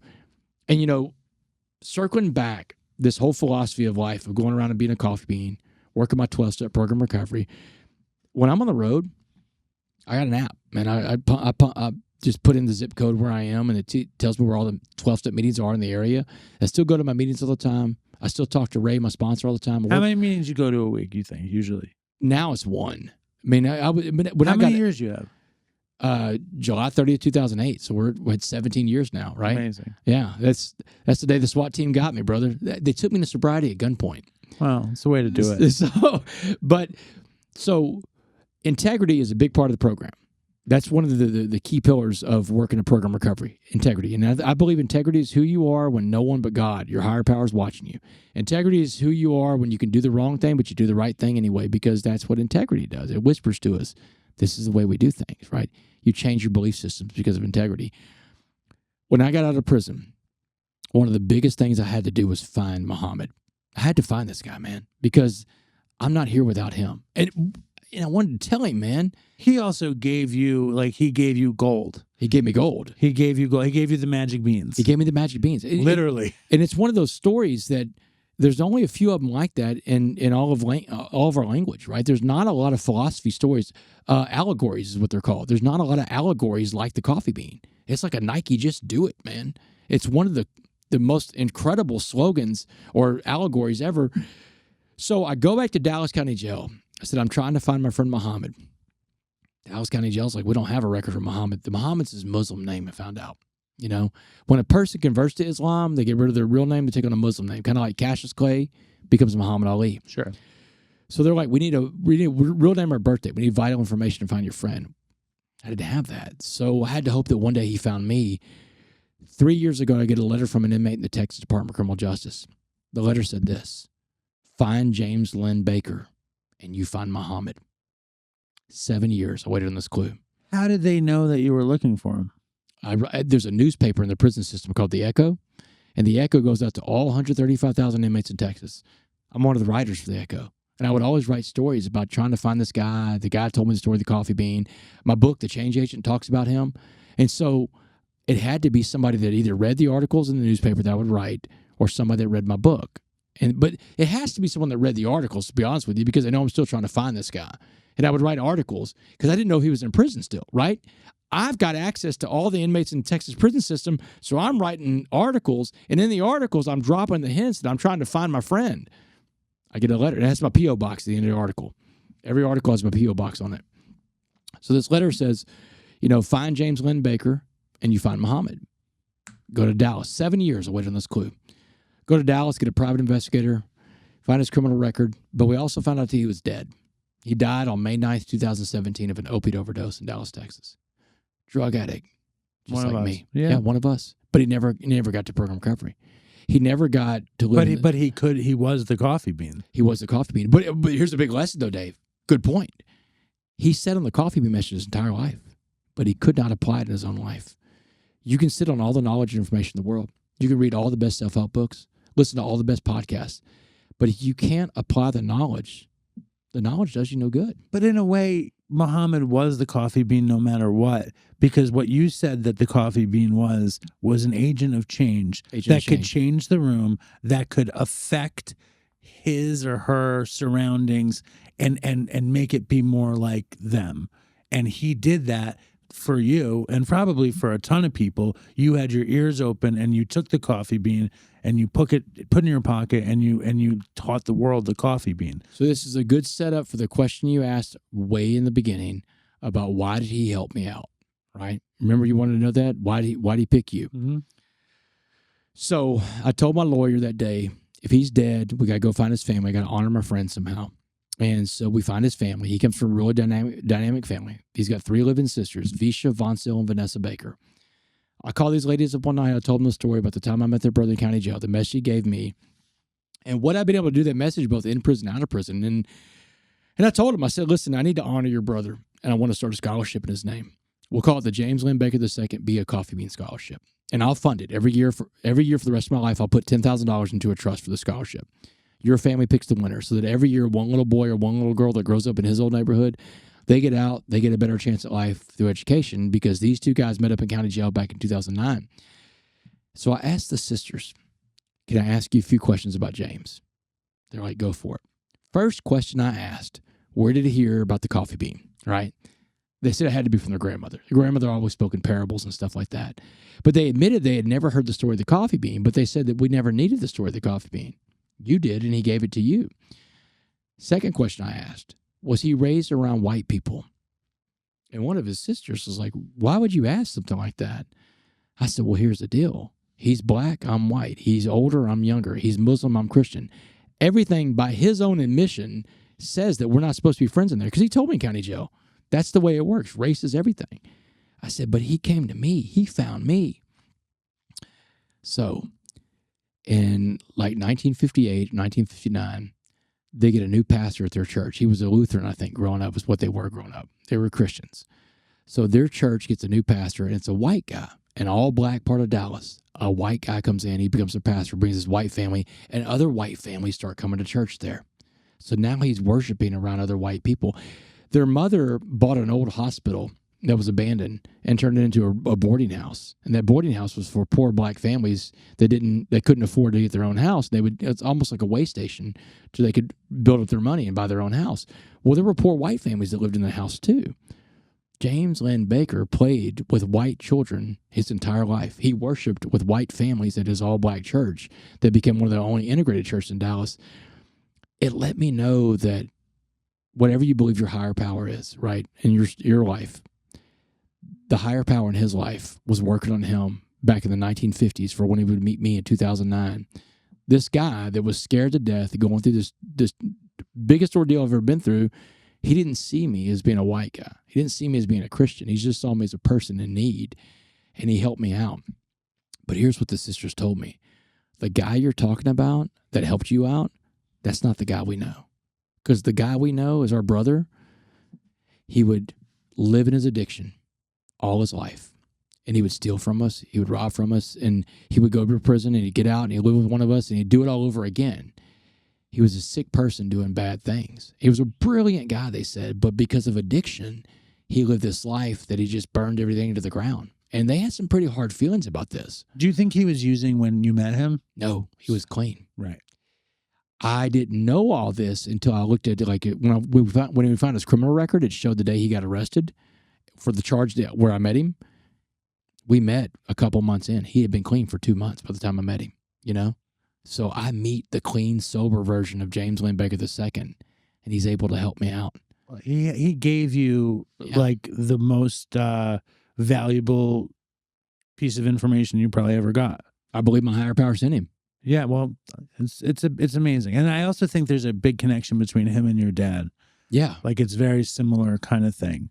Like needing to be open to other kinds of people. Absolutely, man. Listen, I think and now you travel the world motivating people based on self-reliance, kind of based on the next right thing, but you're not always talking to drug addicts. In fact, you're rarely talking to drug addicts. I rarely talk to. I mean, I would love to be in more rooms of recovery, more prisons. I voluntarily walk into a prison somewhere in America every month, but I don't have a lot of time. I'm on the road with corporations now. I mean, this is like sports teams, corporations, school districts, stuff like that. The story and the message of the coffee bean. They bring me in because who doesn't need that for their team to understand, or their business to understand that the power's inside of us to change the world around us? It's the ultimate message about that our world is created from the inside out, not the outside in. And you said to me on the phone when we talked yesterday how valuable recovery principles could be for people who aren't in recovery. That's why I wrote 6 Dimes and a Nickel. 6 Dimes and a Nickel is all about the program recovery that I work. But it's not laid out like that. It's laid out for a layperson, a human being to read it that isn't one of us, right? Because everybody needs the principles of recovery. How great of a world would it be if everybody worked the 12 steps by the time they were 12 years old? Be a pretty cool place, wouldn't it? People would be doing the right thing. They'd be looking out for other people. And if they were wrong, they would say they're wrong. You know, if they have resentments, they get rid of their resentments. They do all these things. They'd work through the 4th step, the 5th step, all this stuff would come into play. But I realize that people out there, they're not going to read a book if I say, hey, this is a book about the 12 steps. This is a book about my program. But if I write a book and tell stories around these principles I live my life by, those principles are the principles of recovery. When I get done speaking all the time, there's always somebody in the room that's in recovery, and they'll come up to me like, man, that was like an intense meeting. Right. So I was like, yeah, because that's where my life comes from. It comes from the principles. Well, it's that kernel of absolute truth and hope and basically spiritual principles that translates to everything else. So you said it, so we're going to have to say what those are because they're in the book too. Oh, yeah, I had a question about that. The 4 spiritual principles: unselfish, honest, pure, and loving. What is pure? I never understand that principle. Pure is like right. It's like the pure thing to do, the right thing to do, man. Unselfish, honest, pure, and loving. So if something's pure, it's not wrong, you know? It's the pure thing of something. Like purity is how they say it in the book. I've been hearing a lot about purity, but I don't understand it. Yeah, but I mean, purity is like, all right, we're alcoholics and drug addicts. Let's talk about it. I think pure would be like Everclear, right? That's right. pure alcohol. Like the rawest of the raw. That's pure what it is, man. But pure good can be like that too, man. If you're just a good person, you're pure. Or a flower, or like a sunny day. Something that's not diluted. Right. Okay, I got you. So I think something that's not. Well, that's why I say Everclear, because Everclear's not really diluted. I mean, like you can go blind drinking that stuff. Right. So, but I think something that's not diluted is pure. Pure goodness. Yeah, pure goodness, undiluted. Now, listen, you've come to my father's apartment. We're going to name the studio after my father, as somebody just guilted me into that. But he's still alive, thank God. But what was I going to say? You talk a lot of good stuff. You're obviously a big do-gooder, fucking self-help, upright person, but you're a horrible drug addict. So I'm asking you to dig into your brain and bust out one horrible, fucked up drug story before you go. Oh, man, I can tell you the worst thing I ever did. The worst. Yes. This is the worst of the worst. And I included it in my book, The Change Agent. And I had to talk to my dad to get his permission to include it because it had dealt with his mother, my grandmother. All right. And my dad asked me, he said, why do you need to tell that story in this book? The Change Agent was my autobiography. It's my first book. This is like the continuation of The Change Agent. So 6 Dimes and a Nickel is also my life story, but The Change Agent came first. Change Agent was gnarlier. The Change Agent, yeah, it's very gnarly. It's got some crazy prison stories in there. But in this book, I tell a story. My dad's like, why do you want to tell that story? And I said, because I need people to see how bad addiction is. I need people to understand what a human being will do when they're in their addiction to their own family. He said, if you think there's value in that, then tell the story. In 2004, I think it was 2004, 2000, whatever Hurricane Rita was. I don't remember if it was 04, 05. What anyway? My parents' house got destroyed. We live on the Gulf Coast. Or they live on the Gulf Coast. They're 6 hours away from Dallas. Parents' house gets destroyed. My grandmother, my dad's mom, lives with my parents.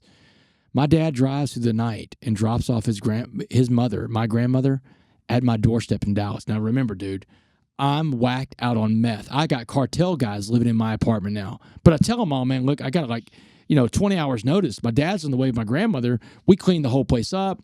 The cartel guys get out of there for a little bit. My room, it's a 2-bedroom apartment. I got a roommate. My room becomes my grandma's room, and I sleep on the couch. For 6 weeks, my grandmother lives with me in this apartment. And for 6 weeks, my grandmother is completely neglected by me. I don't bathe her. I give her 3 meals a day, but I kind of just bring them into her room. It's almost like a prison cell that she lives in. Dave, my dad gave me a credit card so I could take care of my grandmother, take her out to eat occasionally, Luby's, stuff like that. If she needs new clothes or whatever, buy them for her. I gave the cartel guys the credit card because I had a debt to them. The cartel guys were out buying their family groceries, Burlington Coat Factory, buying new clothes for everybody. That's how my parents got alerted to the fact something was wrong in Dallas. My dad's like, hey, what's going on with grandma? I was like, oh, she's fine. She's fine. I'm a drug addict, sweet on the rug. I couldn't take care of myself. And when I was given the responsibility of taking care of my grandmother, I failed. I failed completely. There's nothing. Why would they trust you to take care of your grandmother? They didn't know anything was wrong with me. At that point, I lied to him. I told him I work for a software company in Dallas. I still have my apartment, remember? Yeah, I'm not totally gone yet, man. It's 2004. Yeah. I'm not totally gone yet. They're giving you the benefit of the doubt. Benefit of the doubt, man. They think, okay, well, they were desperate. They didn't have anywhere else to take her. Damon, can you take grandma? You're the only one that can take her. Yeah, I guess. Sure. Bring grandma up here. They did, and I failed. I failed grandma, neglected grandma. Neglected her, man. My mom came up 6 weeks later. She hadn't been bathed. The room smelled horrible. Did your mom freak out at you? Or was she like, this is a problem? My mom knew something was wrong. Right. And she didn't know what. And at that point, it's like she had to get my grandmother out of there and then try to worry about me later. But she's like, when I left that day, Damon, I knew that this was going downhill fast with you. And, a few years later, SWAT team came and got me. Yeah. Have you ever heard of August West? Nuh-uh. August West is a character in a Grateful Dead song. In the Grateful Dead song called Wharf Rat, about an old drunk who basically throws his life away. And the song is called Wharf Rat. And now, when the Grateful Dead existed, sober Deadheads got together and they called each other Wharf Rats, and they're friends of August West. Oh, wow. So that's interesting. That's really interesting. Yeah. Damon, thank you for coming and sharing so much. Thank you for having me, man. What do you think? Did you have a good time? Yeah, I had a great time. How long did we talk for? A long time. That's good, man. I mean, you wanted to go long, but I'm a long form type guy. The second you sit down and can fucking talk, I'm like, let's just fucking get everything we can. Yeah, man. Because why not? You came from Texas via North Carolina, going to Buffalo. I wanted to get what we could, dude. But thanks for squeezing me in today like this. Like I'm leaving here. I'm going to get back on the plane, going to Buffalo. But you gave me the opportunity to do this today. And look, can I plug the book? Yeah, no, you're not allowed to plug anything. You gotta go now. No, so it's available right. It comes out this summer, but you can pre-order it on Amazon. Look, that's how people become bestsellers. And I'm always, I'm an author, and I want to sell as many copies of this book. But I believe in this book. This book is my favorite of all my books. You've read it. I mean, 6 dimes and a nickel, available on Amazon right now. Anywhere books are sold, but Amazon is where people usually go. And if you want to find me for speaking stuff, it's damonwest.org, DAMONWEST.org. I want to also say that the book is very positive. And I have to make an admission. I didn't actually read the book. I listened to the book on Speechify. Okay. And an AI. Oh, you listened to the Change Agent? No, I listened to 6 Dimes and a Nickel. Oh, wow. On Speechify, where an AI version of Snoop Dogg read me your PDF of 6 Dimes and a Nickel.